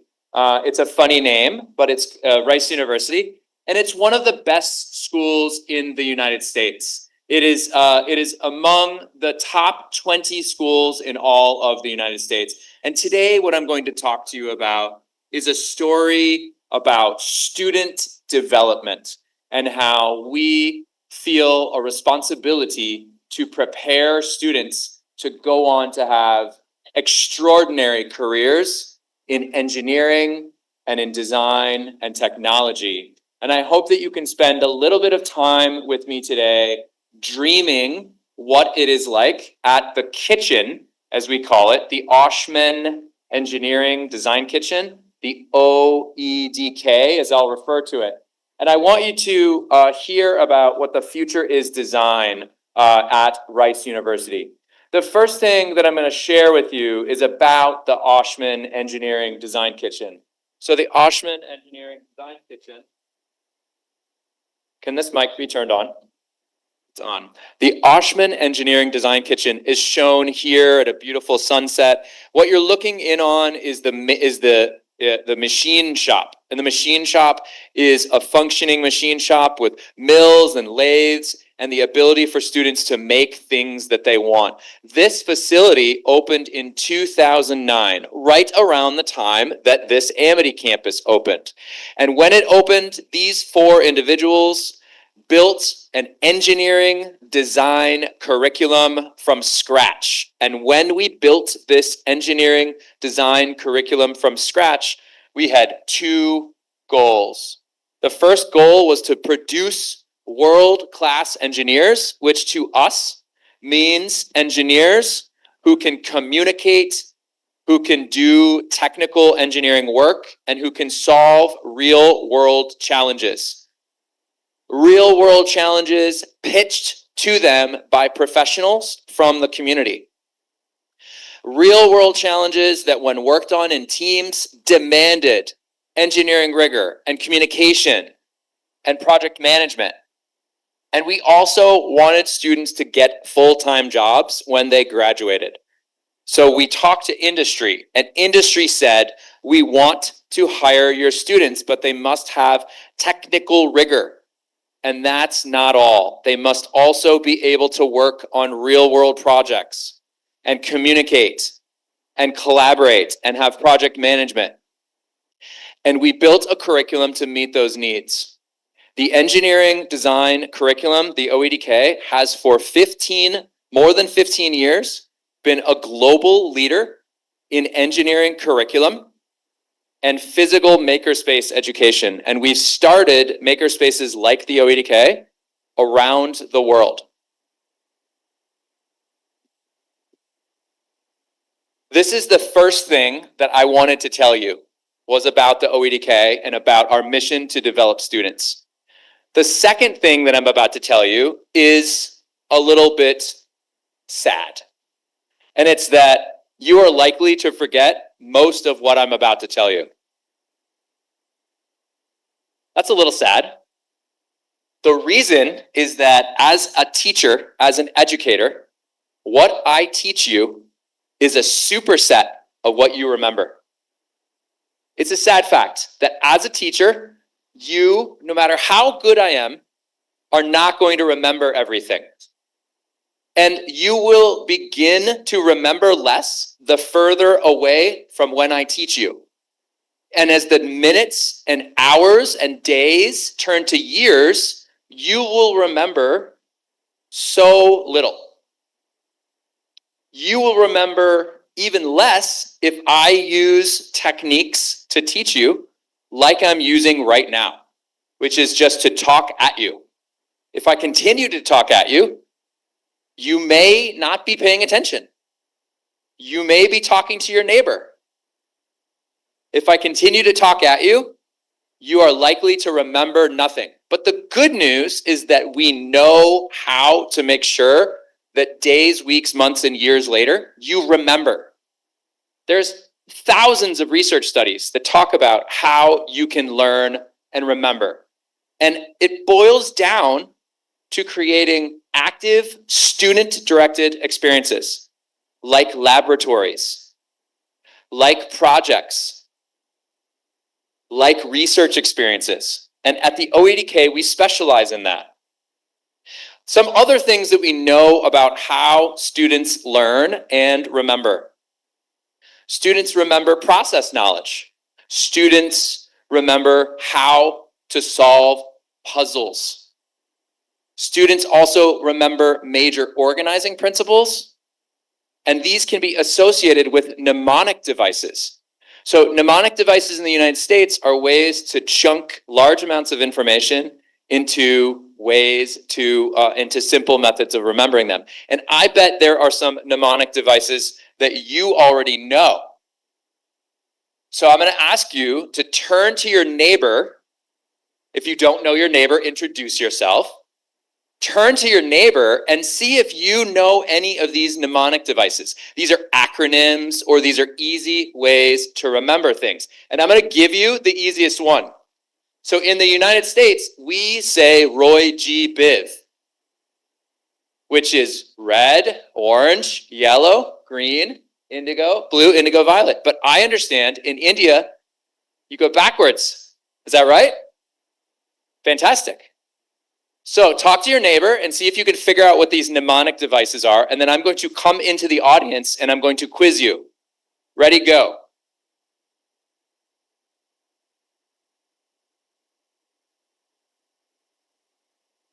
So now is the time to talk as loud as you want. Ready, go.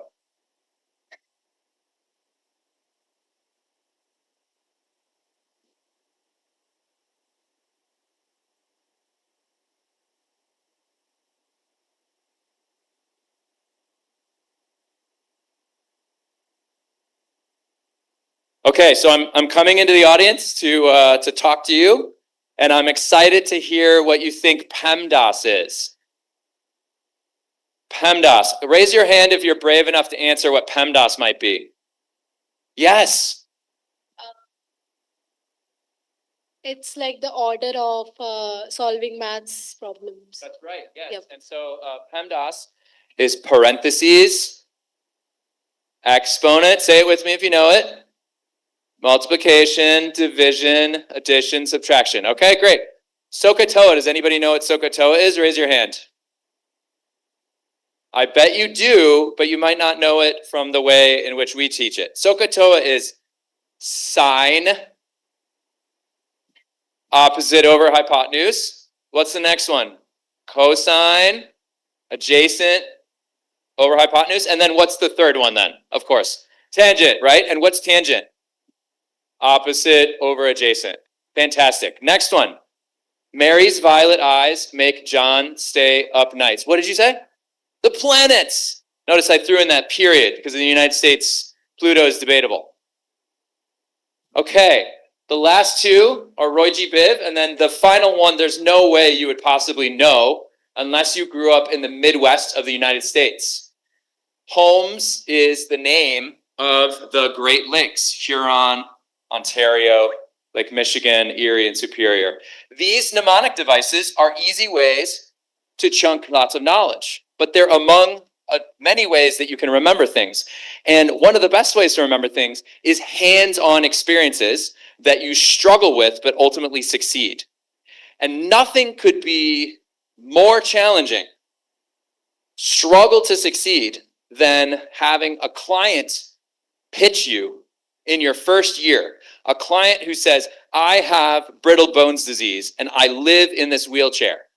And I am a teenager and I want to live life independently like my friends.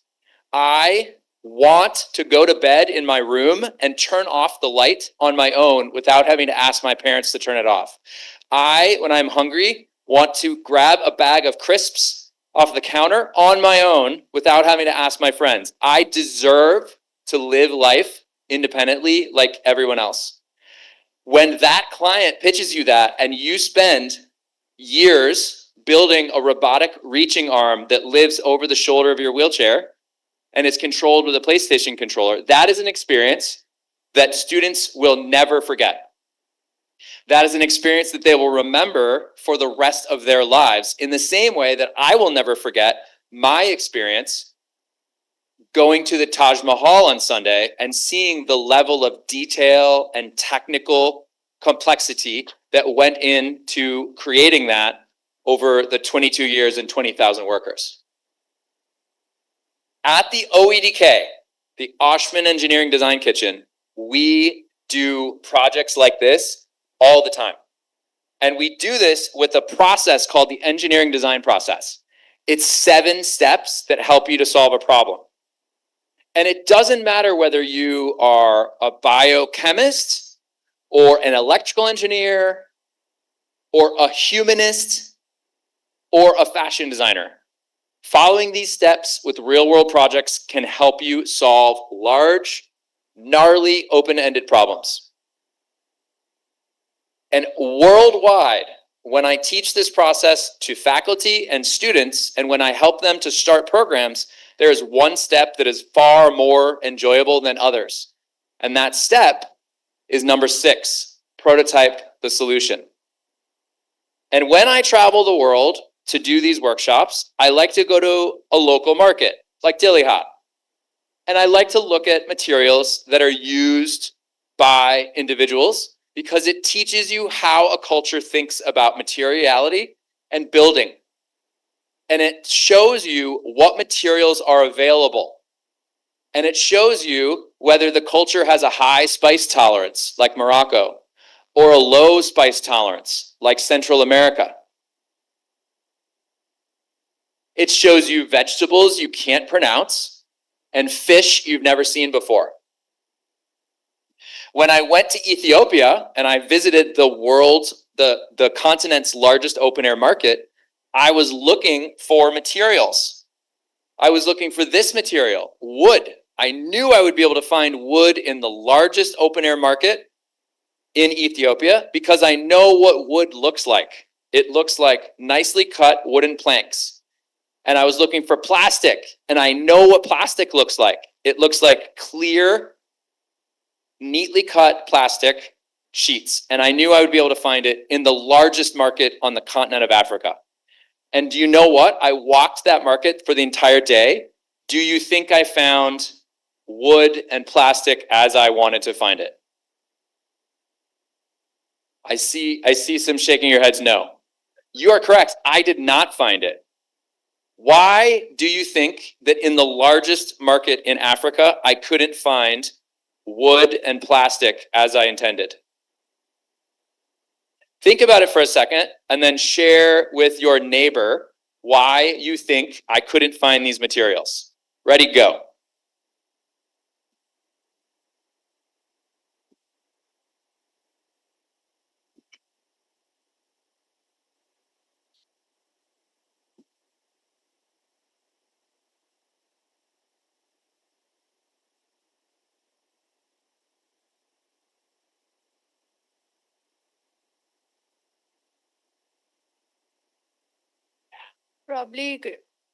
Probably because they don't use it the way you use it. Like, That's right. Yeah. And can you share yours also? Because your perspective was different from others. Right. So, will you introduce yourselves? We want to thank you for your bravery. hello, sir. Myself, Sampriya Bera. I'm a BTech AIML student in my second year. Thank you. Thank you. Myself, Shashank Saini. Awesome. Let's give them a round of applause.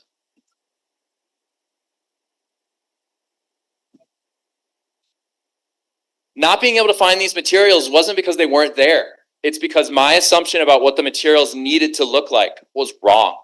And this type of assumption really limited my ability to think about how I could teach faculty and students about prototyping and building.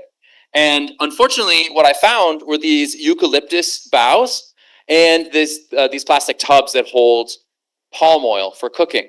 And I was really concerned that I wouldn't be able to teach faculty and students how to prototype and how to build and how to solve problems. But as I traveled around Ethiopia, I kept seeing this road divider, and I finally realized what it was. It's these plastic tubs that are cut up and then wired together, and they divide the roads. And I realized, finally, that raw materials can look however they need to look. It's the idea of the designer and of the inventor how a raw material can be used. And that epiphany and the lessons learned by going to markets around the world has thus influenced our OEDK in how we teach building. And so our students learn how to build in Houston, Texas, in the United States, based on how the rest of the world solves problems, which is with readily available materials, often with frugality, and with an attention to solving the problem itself. And they do so with this technique called prototyping. Prototyping is solving problems with physical and digital objects. A prototype can be a drawing of what you would like to do. A prototype can be a low fidelity prototype, which is the wrong size, the wrong material, but it is the vision that you are trying to accomplish made in physical object. Or a prototype can be perfectly functional as well as aesthetically pleasing, shown here. When we teach prototyping, we teach it on a continuum that starts with, I have an idea, and finishes with, I can sell this and make money from it. And prototyping is somewhere in between that. And when we talk about prototyping, we talk about it in terms of what's called fidelity or resolution. And we have low fidelity prototypes and medium fidelity prototypes and high fidelity prototypes. High fidelity prototypes look and do exactly what they're supposed to. And they have had money invested and they have had time invested in order to accomplish that. I'm going to do an exercise here where I show you a project. So this is a project that our students worked on. Babies who have cerebral palsy, when they're learning to walk, they first crawl, and they crawl like this. Babies crawl with their arms shoulder width apart. But if you have cerebral palsy, you scissor your arms. What happens is that you cross your arms and you cannot crawl. And so the project was to develop a vest that babies could wear to help keep their arms shoulder width apart so that they could crawl. And I'm going to divide the room into 3 different groups. This third over here is going to be low fidelity or mock-up. This group here is going to be the medium fidelity prototype. And this group here is going to be the high fidelity. Again, I'd like you to turn to a neighbor and I want you to talk. And I want you to talk about what materials are included in these prototypes. What materials are included in these prototypes? And I'm going to give you an example of a material. This right here is cardboard. So that would be an answer when I call on you, cardboard. So I'm going to give you a couple minutes to look at these prototypes and figure out what materials are included in them. And then I want you to think, does this prototype work? Does this prototype work? Okay, so let's see. So thumbs up if you understood what I described. Thumbs up if you understood what I described. Great. I see a few. I see enough thumbs. I see somebody looking at their watch. Let's go. Let's go. All right, talk to your neighbor.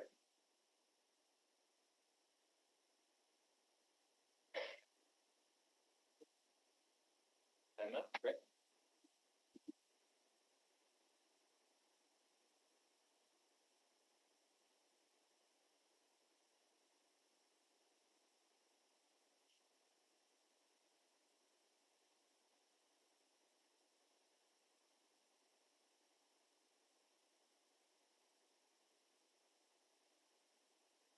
Okay, so now let's just go to the back here and we can ask about the low fidelity prototype. So who's got an answer of a material from the low fidelity prototype? Raise your hand if you feel you're being brave.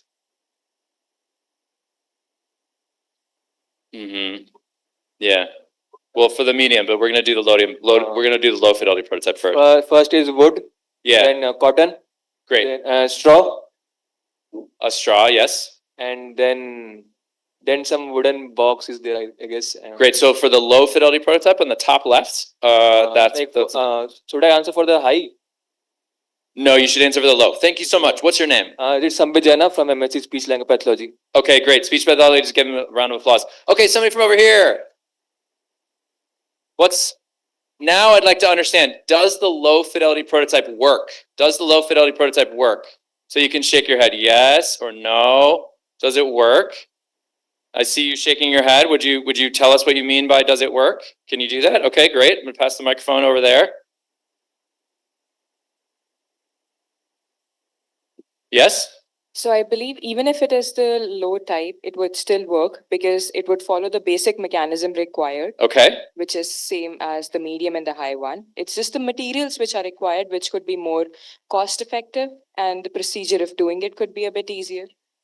Thank you for your answer. What's your name? Anjani from MSc SLP. Good, nice. Let's give her a round of applause. Great. So let's hear somebody share what the medium fidelity prototype is made of. What is it made of? So I think wood, metal, plastic, and cloth straps. medium fidelity percent work? To extent, yes. I think like it won't be comfortable for the babies because it has wood, but it would do the basic job it needs to do. Okay, so I'm going to give you a little info. So babies typically crawl at 8 months old. Okay, thank you. Yes, let's give a round of applause. Yes. Babies usually crawl at 8 months old, so this would be on an 8-month-old baby's chest. Everybody okay with this? Thumbs up if you're okay with this. Thumbs neutral if you don't know, and thumbs down if you think this would not work. So are we going to strap this to an 8-month-old baby's body? What do you think? Yes? You think no? You think maybe? You think no? I see a lot of people not sure why. Just as a clue, if you've ever had a child, this is way too heavy for an 8-month-old baby. Okay, so the adults in the room are definitely thinking or showing no. Okay, so now I'm gonna move on so that you can understand that in the OEDK we champion building with low fidelity materials because all it takes is practical ingenuity and creative problem solving. And we believe that everybody has that at the OEDK. And in fact, when we teach prototyping, we teach celebrating that practical ingenuity. We teach with low fidelity materials, materials you can find around your house or in your backyard or at an office supply store or in a kindergarten school. And then we teach you how to use tools in order to build. And then the final thing I want to share with you is this. In Ethiopia, it's called a bajaj. I understand here I can call it an auto or a tuk-tuk. And when I was in Ethiopia, I rode in this bajaj. And I felt incredibly unsafe in the bajaj. You can see there's no door here. There were definitely no seat belts. And in fact, this bajaj was in an accident. In fact, they're very unsafe in Ethiopia. And so this spurred us to do a challenge called the Bajaj Challenge, where we design safer bajajes. Now, until this point, I had only ridden in a Bajaj once, until 2 days ago, when we needed to catch up with our car and we needed to go a short distance. And so I had the opportunity to ride in one, a couple days ago. And I'm happy to say that there were no accidents and we're all safe. But the Bajaj Challenge, something that I have run on 4 continents, involves students like you designing Bajajes, and then the only way to know if that Bajaj is safe is we have to crash it. And so we crash it with a ping pong ball that's for the driver and a ping pong ball that's for the passenger. And if the balls stay in the Bajaj, it's a safe machine. And we don't just teach students how to build with low fidelity materials, we also teach them how to use a sewing machine, woodworking tools, a laser cutter, a plasma cutter, a water jet cutter, a 3D printer, and a CNC machine. They also create machine assemblies, machines that they can hand crank, that they've designed and built themselves, as well as molding and casting their own chess pieces. So at the OEDK, you do all of this while working on real world challenges that give you the opportunity to work on projects for clients and change the world around you by doing these year-long projects. I want to thank you for giving me the opportunity to share my enthusiasm for helping students like you go on to have extraordinary careers, and say we're hopeful that you can look into Rice University as a potential opportunity for your graduate program. I want to say thank you for the time.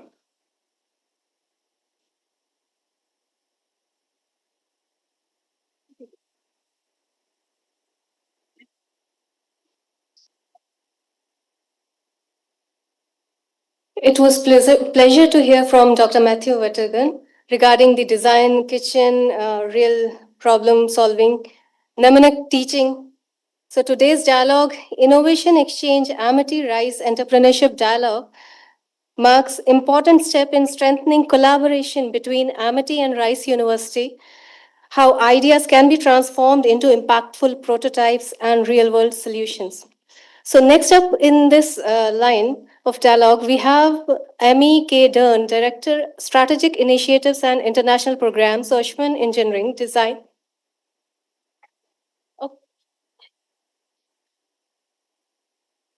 So this is all for today, and we are about to conclude.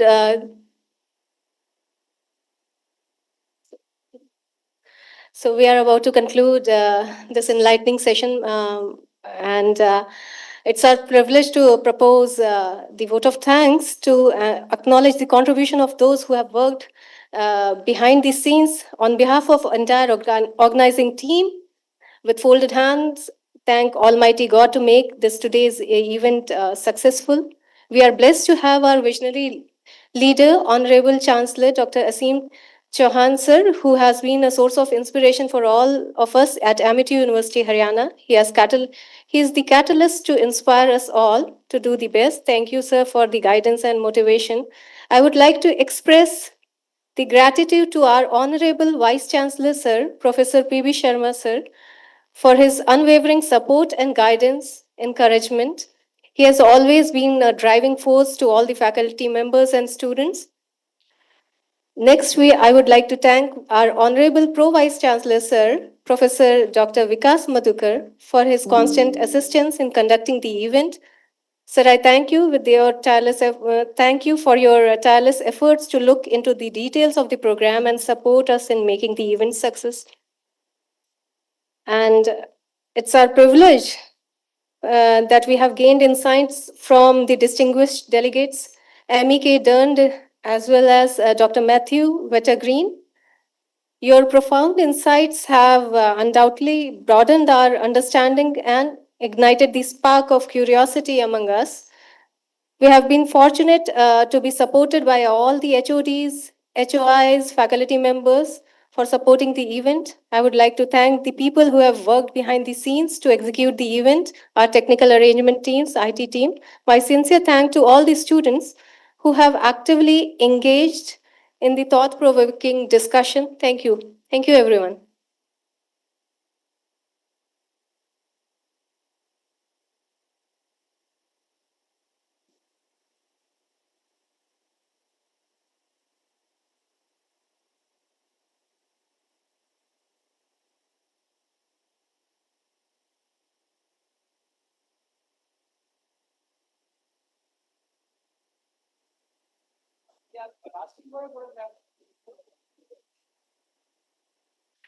I would like to invite ESL team and the dignitaries to have a photograph with them.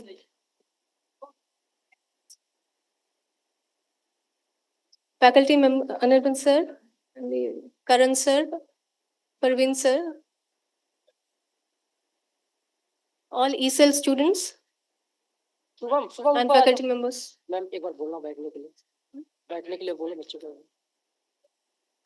Students, you should be seated until the dignitaries have left the room. Please be seated.